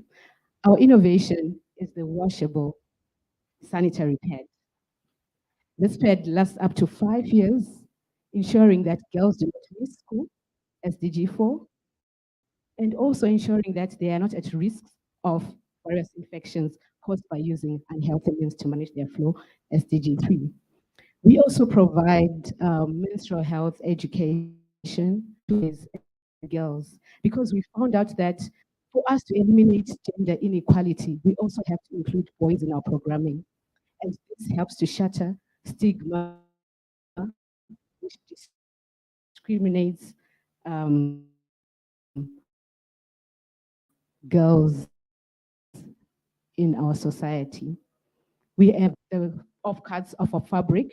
We use it instead to make various products, which are breast pads for nursing mothers. And also, if you look at that fold, our recycled paper, which we use the fabric from. So currently, I'm incubated at the Waterfalls Industrial Hub, where we are trying to make box packaging from the recycled paper, which we then use to package our products. Our unique selling point is that we are giving back girls days in school by providing our washable pads, which last up to 5 years. We are providing menstrual health. Why would you buy from us instead of our competitors? It is because we are internationally gold certified, which means we can also export our products because they are quality, they meet the quality standards. We have government approval from the Ministry of Health, authorization from train emails for our scaling plan, and we are a trusted brand, which is attested by the local and international brands that support our work. For our team, I am the founder and director with over 15 years experience as a development practitioner, working for international agencies, and I am equipped with strategic planning skills. We've got our production manager, who's also our human resources manager, who's got 30 years of experience as a human resources personnel. We've got our advisor, who's a pharmacist, and we've got 6 tailors, 1 student. We also have an consultant, accountant who comes to do our financials. Our impact to our SDGs is that we have so far impacted over 20,000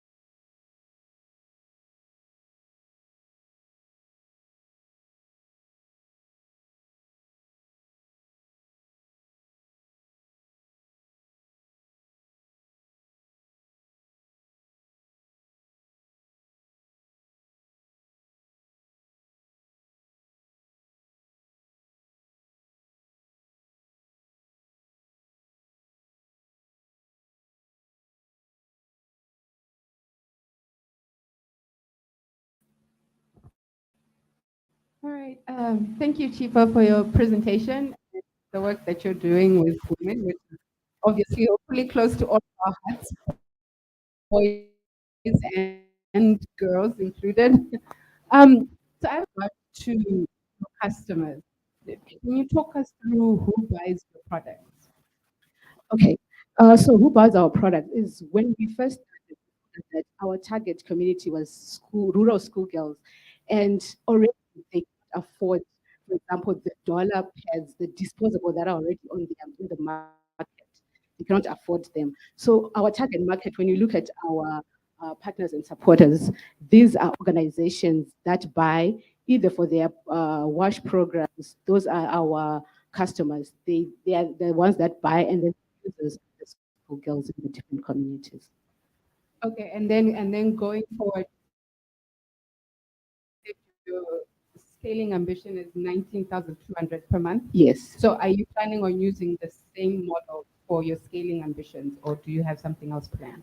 This is only for one prison. So we've been given the whole of Zimbabwe, all the prisons. So we're just starting with 100, and Chikurubi doesn't have only 100 women. We're just starting for our scaling plan so that we're able to manage it, monitor it, because we've never done it before.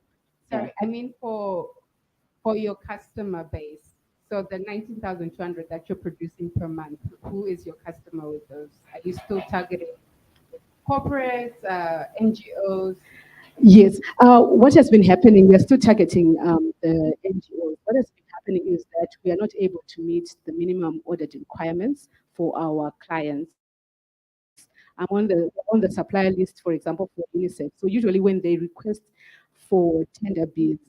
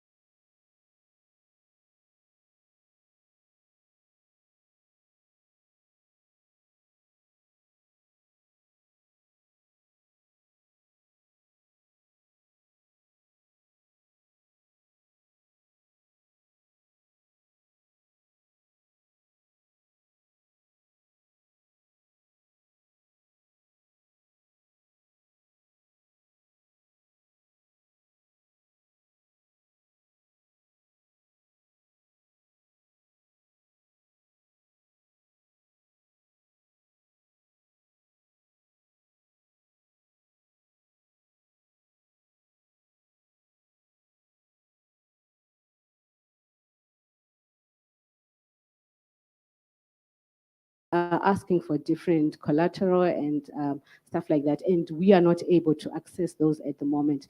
That's when we realized that now we need to move faster to be able to scale up much faster to meet the requirements of the customers that are currently knocking on our doors.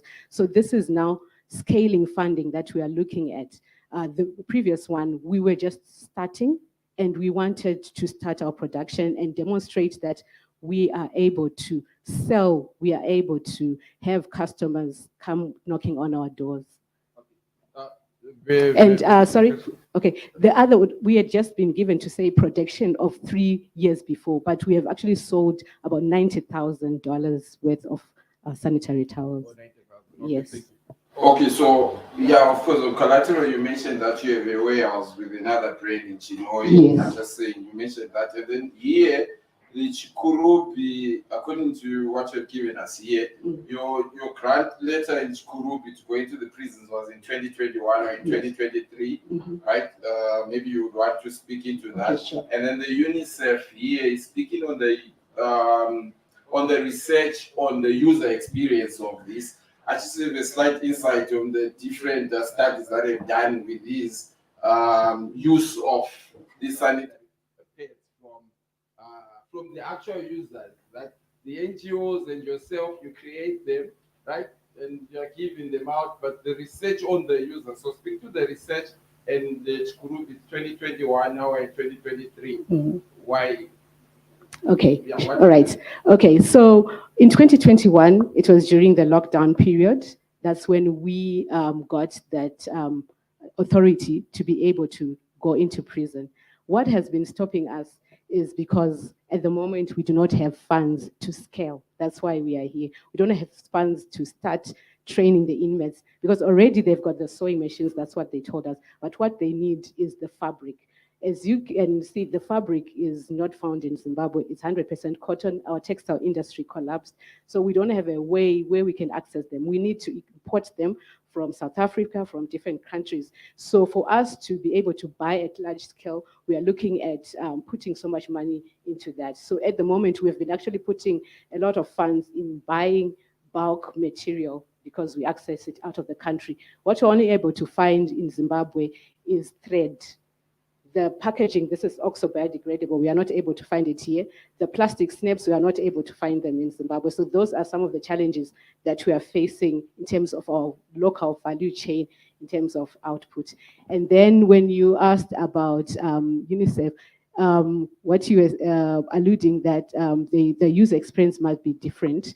For our products, because products are different, this is why our product is unique. Products are different. Some of them, they don't meet the international standards, even local standards. So the user experience might be terrible because some people just think, Kungo bata needs a machira, and then they run with it. And then they are the first ones to start selling to the customer. So when you come, they will then say, takambo ashandisa. They were not of a good quality. But what I can tell you is with our products, with the number of people that we have sold to, they last over, we have found out that they last, we write that they last over for a year, but with experience, they last up to 5 years and they are very safe to use. Yeah. Just a return on that. I just Sure, want to sure. let you know that there are like about 6 or so studies that I know Okay. in different markets in Zim, DRC, and the like that were commissioned to check on the user experience of this product. Okay. And then there are, of course, a lot of startups that are coming up to sell this kind of product. Yeah, and sure. those research is there online.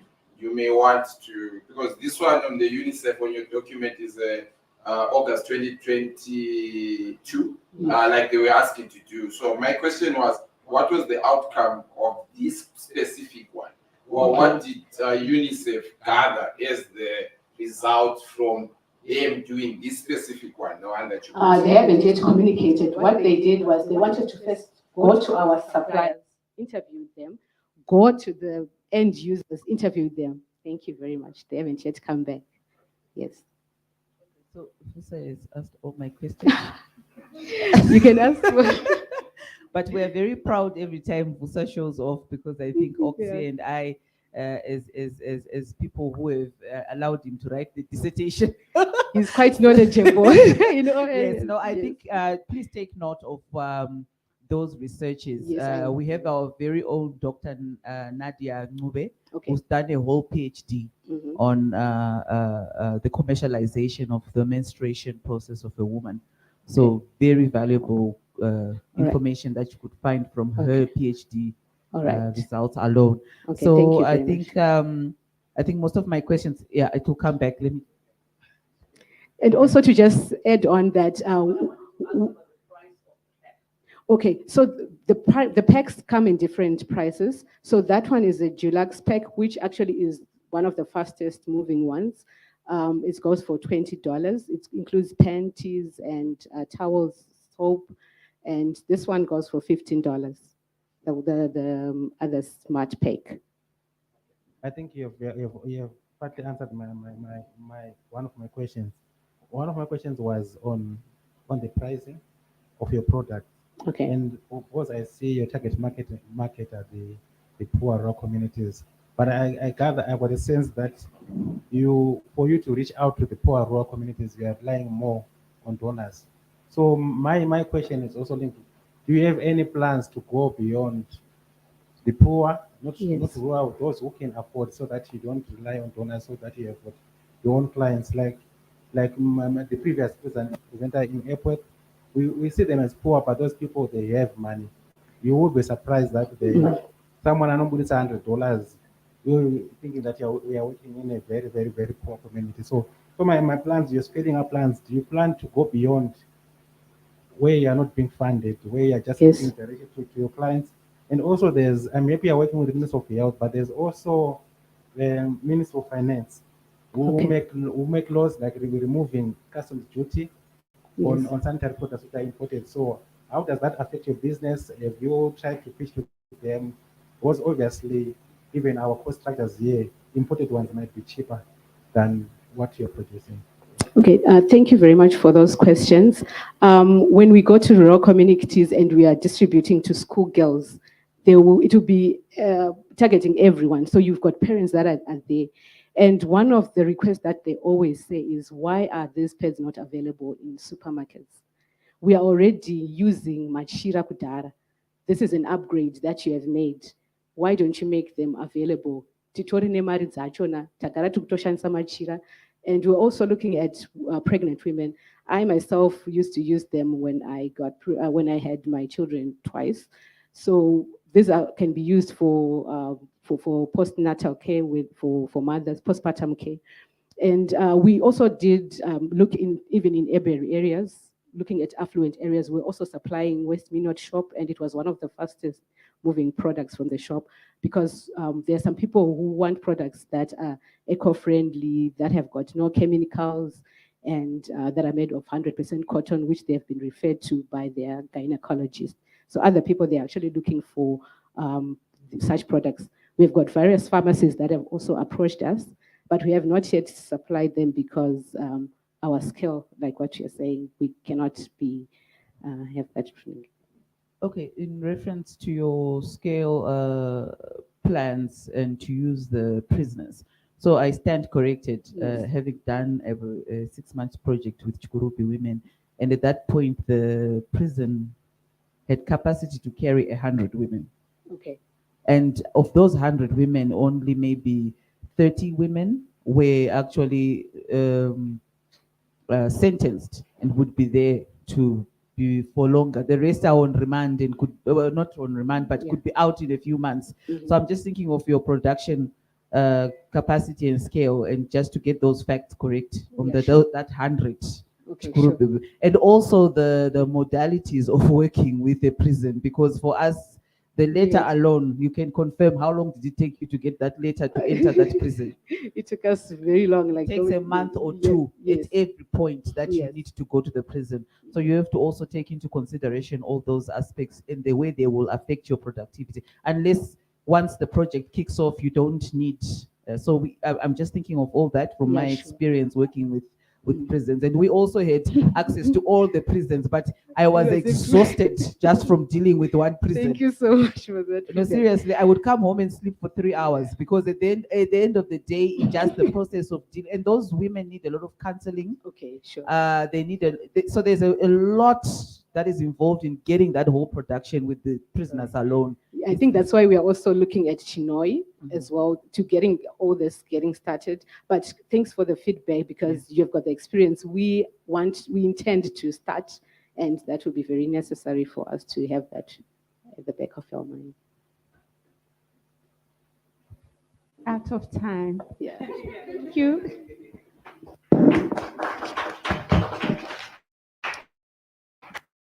Okay, thank you, Chipo. Chipo was our last presenter.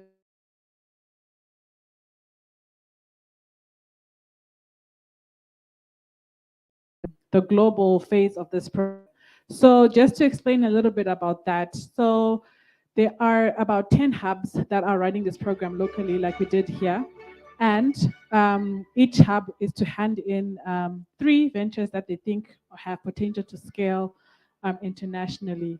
And then there'll be a through everyone's applications from each hub, and then from there they'll select 10 that will, then go to Geneva, get training, meet investors, and all this fun stuff. So that's what we're doing here. So thank you everyone who presented. You all did very well, made me very proud. But we're now going to take a 15-minute break, and then we'll be back here and we'll make the announcement, and then we'll move on to lunch. Okay. Yes. One recommendation for all the presenters was, I see when we are looking at our goals, look inside the targets. Like goal number 17, no one mentioned it, but there are companies who are already making profit already. So there is payment of taxes. I think when we were here, my colleague Ethel was hammering on that one. So that's one goal which you can include in your presentations for those who are already making profit, that we contribute taxes. So the taxes, the money will go to government so that they can fund the SDGs. It's just a recommendation for those who are going forward. Thank you. All right, thank you for that recommendation.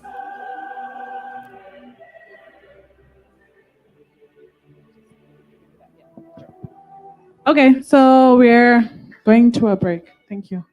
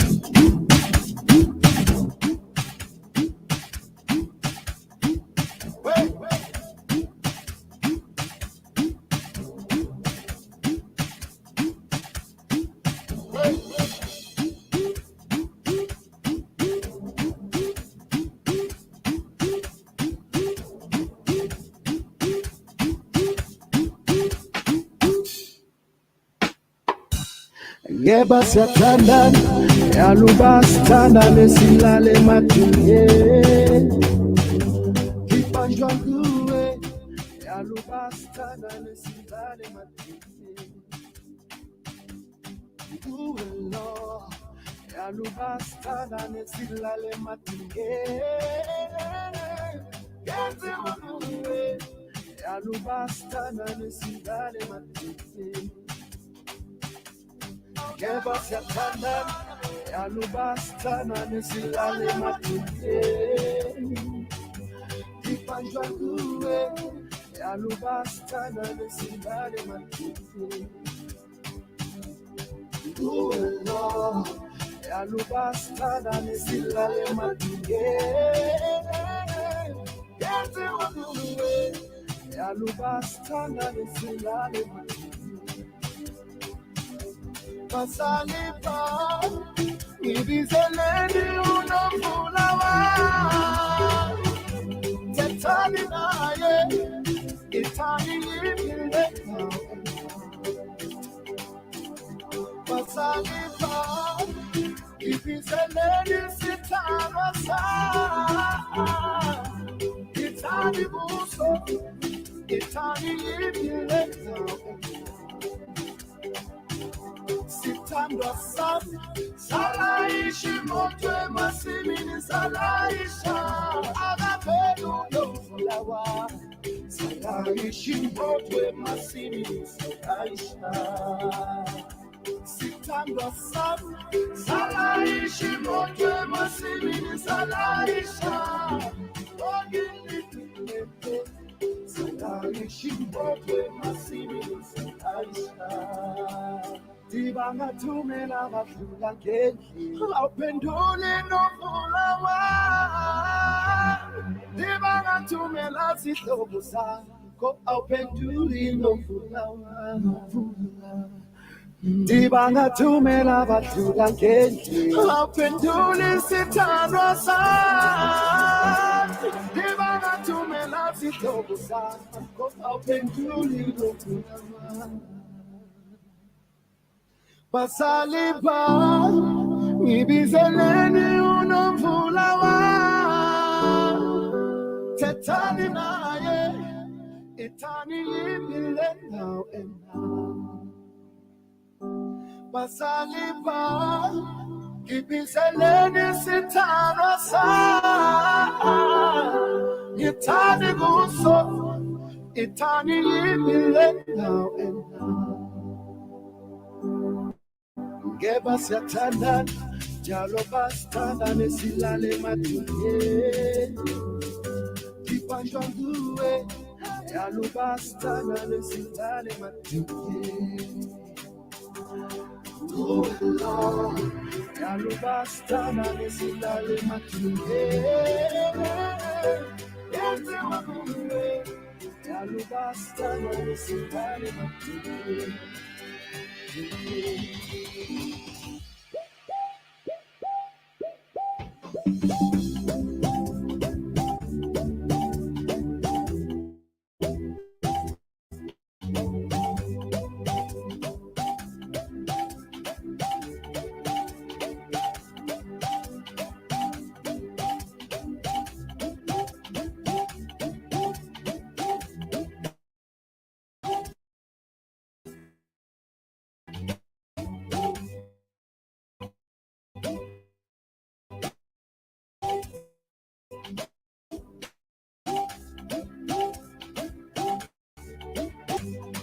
Sanjangure, Alubastana, Nisindale Matite. Oh, Lord, Alubastana, Nisilale Matite. Kenze Wakure, Alubastana, Nisilale Matite. Pasani pa, ibizeleni unofulawa, tetani naye, itani yimile now and now. Pasani pa, itani moso, itani yimile now.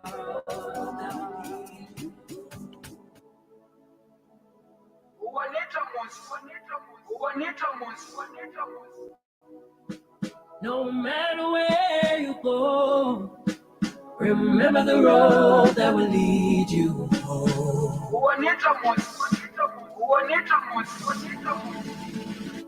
That will lead you home.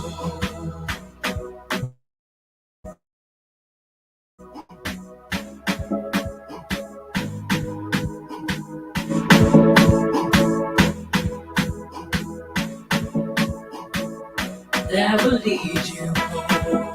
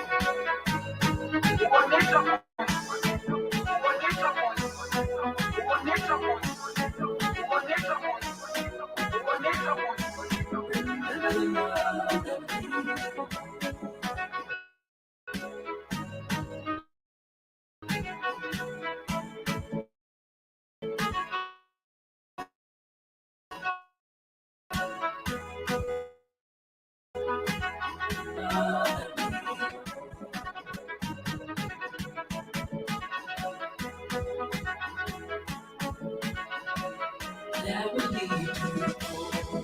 Master KG, Master KG, Master KG, Master KG, Master KG, Master KG, Master KG, Master KG.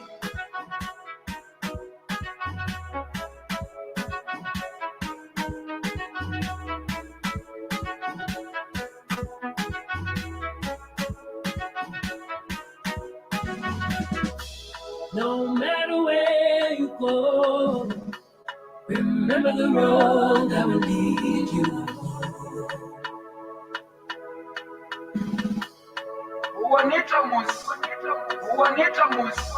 No matter where you go, remember the road that will lead you home.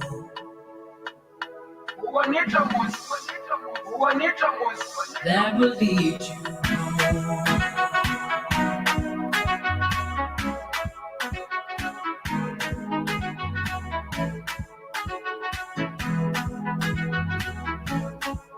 Master KG.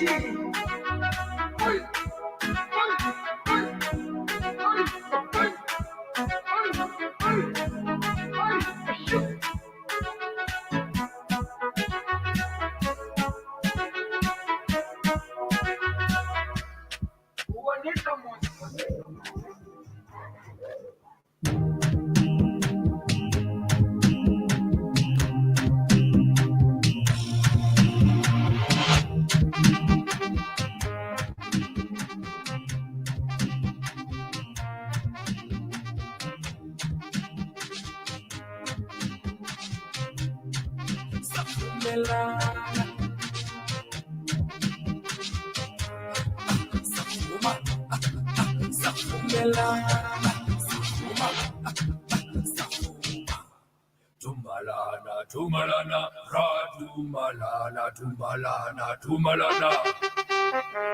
Tumalana, tumalana, ra, tumalana, tumalana, tumalana, tumalana, tumalana, ra, tumalana, tumalana,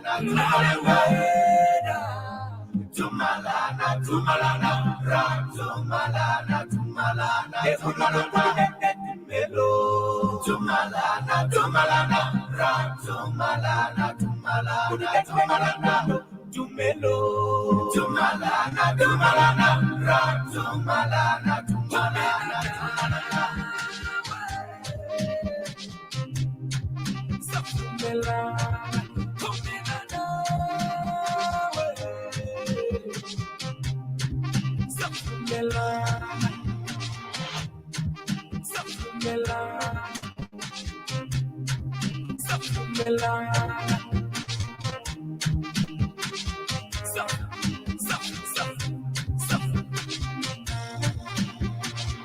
Naliwela, tumalana, tumalana, ra, tumalana, tumalana, naliwela, tumalana, tumalana, ra, tumalana, tumalana, hello, tumalana, tumalana, ra, tumalana, tumalana, tumalana, tumelo, tumalana, tumalana, ra, tumalana, tumalana, tumalana.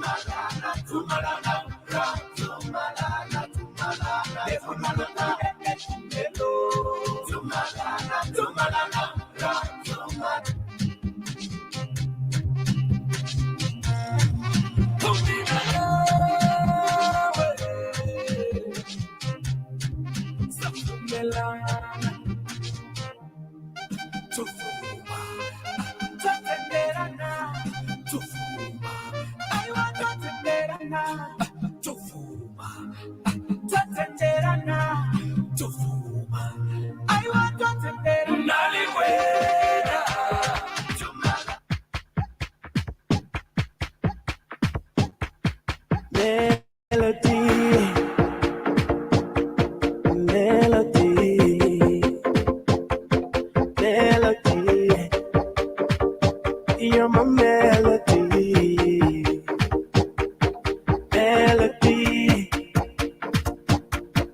melody, melody. You're my melody. There was a time in my life when I thought I was cursed. I wouldn't find the one who would love me for me. Then you came along and you gave me hope. And now my life is a melody.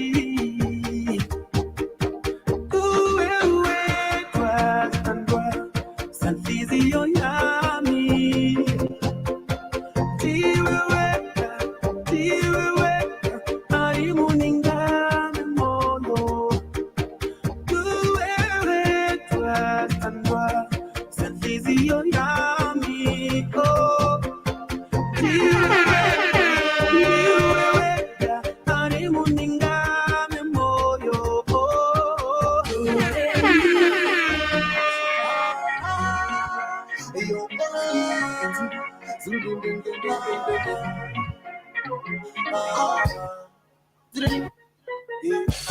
mafanzi yangu muri kwere muri kuvhara nechingoma here siya varekete usateerere chingoma chavasuka usateerere mafanzi yangu muri kwere muri kuvhara nechingoma here siya varekete usateerere chingoma chavasuka usateerere ndotsakata ngoma kai sinambara shata marai dinga kabata na banai sinambara shata marai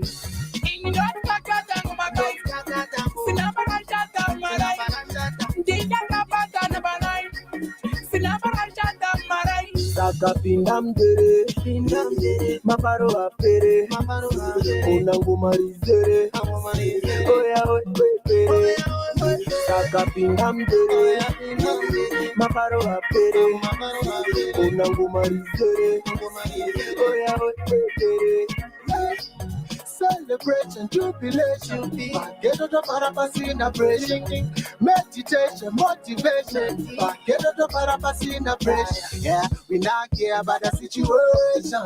Don't go Parapasina pressure. Yeah, cause every day is a situation. No more Parapasina pressure. Don't start and go my mind. Number shot on my line. Binda kabata na banai. Sinambara shot on my line.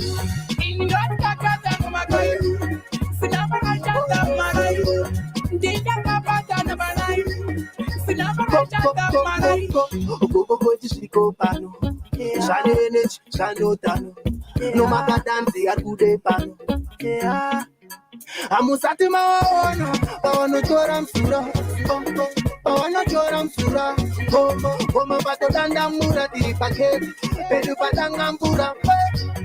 Dotska kata ngoma kai, sinambara shata marai, dinga kabata na banai, sinambara shata marai.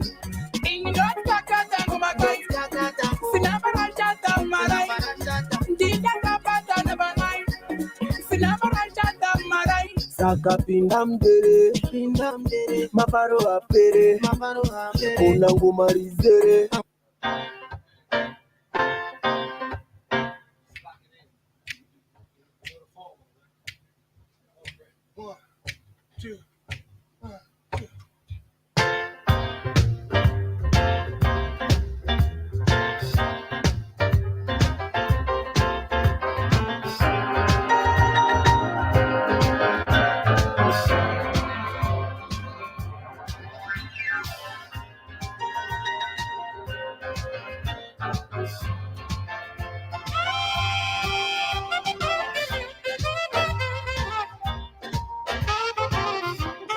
Hello. Hi, everyone. I've heard that the judges have made their decision. And so they're on their way, just letting you know. So they're coming out now. So if we could get settled and hear the announcement.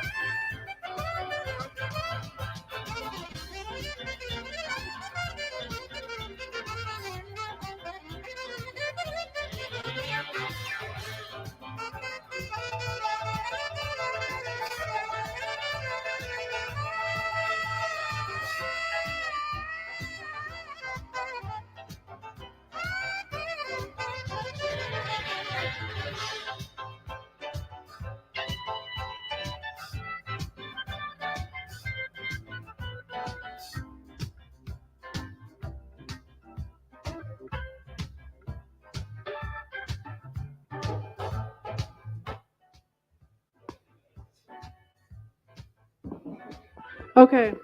All right, guys, thank you for your patience. So before we announce the top 3 that the judges have selected, the judges have some notes for our presenters today, what they can do better, what they did well. So I'll hand over to them and then we'll go into the announcement. Okay, thank you very much. First of all, I want to thank the presenters. Great work. I loved the confidence. I loved the graphics. But what I'll go into, I think Vusi has already mentioned, your ask. Please be very conscious of the fact that we are talking about scale. And as an investor, I'm already thinking if you're asking for this much, and I've already analyzed certain aspects of your business, you need to present a case where I can be confident, and your numbers need to show that. So I was a bit concerned on the presentation of the numbers on the slides, and then also the responses we got. You need to really build a case to really show us that you've got a solid story that you are telling. Also production processes to show how that scale is going to happen, the operations. Team is very important. People invest in people. So if you don't tell me a compelling story about your team, I personally don't believe in one-man band stories. So I want to see, we are talking about job creation when we talk about SDGs, improving livelihoods of people, and direct beneficiaries, second beneficiaries, which are families of your employees, of yourself. So if you don't present a strong story on your team, it's something that is of concern. And also do your research on, this is an international platform that you're going to, so be diligent to understand the statistics. I think someone highlighted on making sure that you get your stats right and understand what's happening in the micro environment. Thank you. Okay, thank you for the presentation. I think for the confidence and everything else. What I would just like to highlight is on the SDGs, please may it come out very clearly how you are on gender equality, for example, on health and well-being, exactly how your project, how your startup is going to affect. May it come out very clear, because that's the focus. That's the whole story about it. And then also, let me reiterate on the statistics. Please give us your referencing where you're getting your statistics. Be very clear about that. And also, I think we touched upon that about some claims. You are going now. If you go to Geneva, they will check, because you find out that these people, they may know better than our country, but than ourselves. So please make sure that on your claims, on your statistics and everything else, it's clear. But on the SDG goals, may it come out very clearly how we are affecting the SDGs. Thank you. Yeah, thank you so much for the presentations. You know, as a person who went through the whole month with the entrepreneurs, I think there were definitely vast improvements. So I'm very proud for that. I think when you're an entrepreneur in the beginning, you have to kind of be Jack or Jane of all trades, right? So you have to know your accounting, business development, product development, and you can't neglect that. And then with the team, I think what we want to see is we want to understand that you understand the kind of team that you need to scale, but you can't neglect all those parts of your business. So you need to do a lot of like self-improvement and self-development, especially when you put yourself in places like this.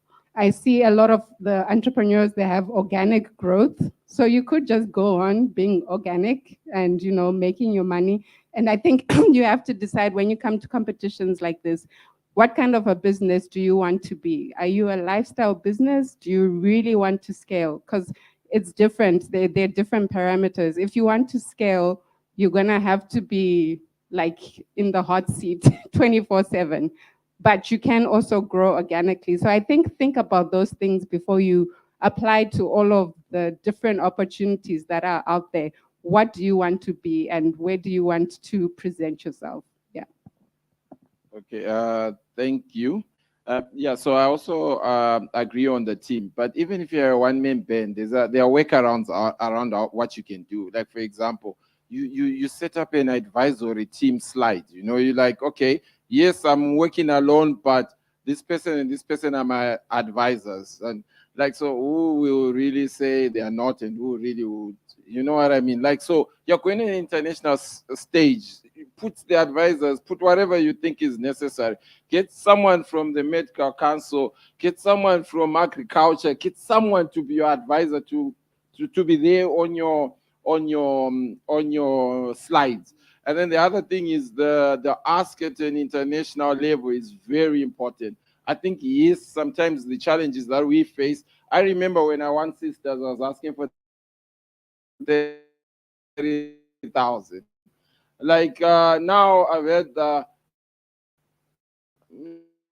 I'm not sure, but I've had people invest like I look and say, gosh, thank God I didn't win and get that 30,000 because I was asking a too little ask at the wrong time. The reason why I ended up going to do an MBA in business, and two of them for that matter, was because 21-year-olds and 19-year-olds were asking for $1 million. And here I was in Geneva, Switzerland, asking for 30,000. So we need to really elevate. And then the other thing is your end game. Like, okay, so what's your impact? Like you have told us this story. Why should we care? Why should we care about this thing? There are many other businesses. So why? Show your impact and your story. Why we should care. For me, I also like what he says with SDG. Show us why we should care about this thing. So I felt like most of the stories were not showing why we should care and why. I was jokingly saying, are we allowed to select 1, 2, 3, 4? You know, but I have to announce and we have to select 3, and it's very difficult because the pitch were traditionally people say the pitch were all very close and also very but yeah, they were close but also not very close because there are some shining stars also. So I'm not going to be traditional about this. I hope maybe maybe I will end my jury. You won't end me my jury, but they were close but not so close. But the important thing is selling your story and being out there. So you're always going to be pitching. It's called an elevator pitch. I'm very thankful to the team here who trained. It's very hard to tell yourself and put yourself out there. I honestly think that there's no loser here because many examples of people who have failed many times out there. So I don't want you to think that just because today your story maybe didn't make it is the end. I think that it's a time for you to say, look at me. You thought maybe I'm not in the top 3, but I can still make it because you know what you're trying to do. So at times we are just looking from the outside. So I just want to make that disclaimer. With that, on number 3, do you have like a trumpet? Yeah, something like that. Because I enjoy being the jury. Okay, so on number 3, we have Mutombo speciality.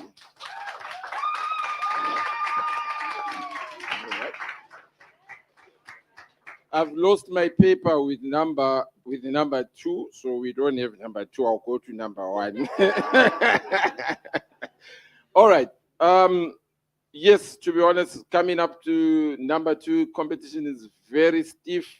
Just like, okay, who is number 2? This was like a very stiff one. Our number 2, we have Nanga Trust.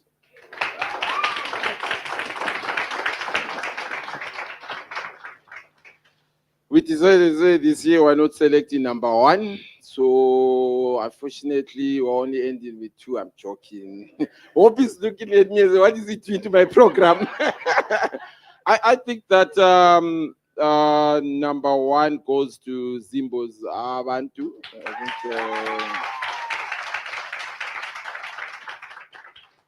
all right, so that's that. We wish we had a trophy or something. Shake hands. Okay. Congratulations to the top 3 that have been nominated. I'll be in your inboxes. A little bit more work to be done, but I think we've done a majority of it. And to everyone who presented today, like Oxy said, from the beginning of the program to now, you guys have done us proud. And I know that the future, there's a lot of good things that are coming your way. I think this marks the end of our program. And now, okay, so apparently for media reasons, can the top 3 come up to the front?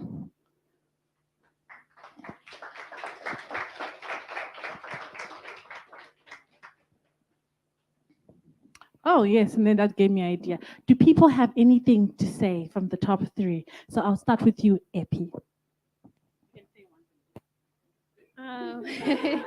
Thank you so much. I don't know if it shows, but I'm a very shy person, and going through this program has really elevated and helped me better speak about my business and be able to kind of project myself a lot better about what impact I'm trying to make. So I'm really, really grateful for this opportunity. For me, thank you very much for this opportunity. You know, when you start something, you might not have the skills to scale up. And at every stage, you need to learn new skills. And thank you for giving me this opportunity to learn what it is to scale. And I'm looking forward to learning different strategies of how I can scale at a global level. Thank you. Thank you. Thank you so much to the Impact Hub team for the training. Thank you to Zimbo Zabantu team that's working so hard to stay in the game. And thank you to Chiedza also, who trusted me to represent here today. Thank you. Thank you. All right, thank you, guys. You can take your seats. Yes, so as we come to the end of our program, like Mr. Melisi said, thank you to UNDP Zimbabwe for giving us this opportunity to run this program, not only this year, for the last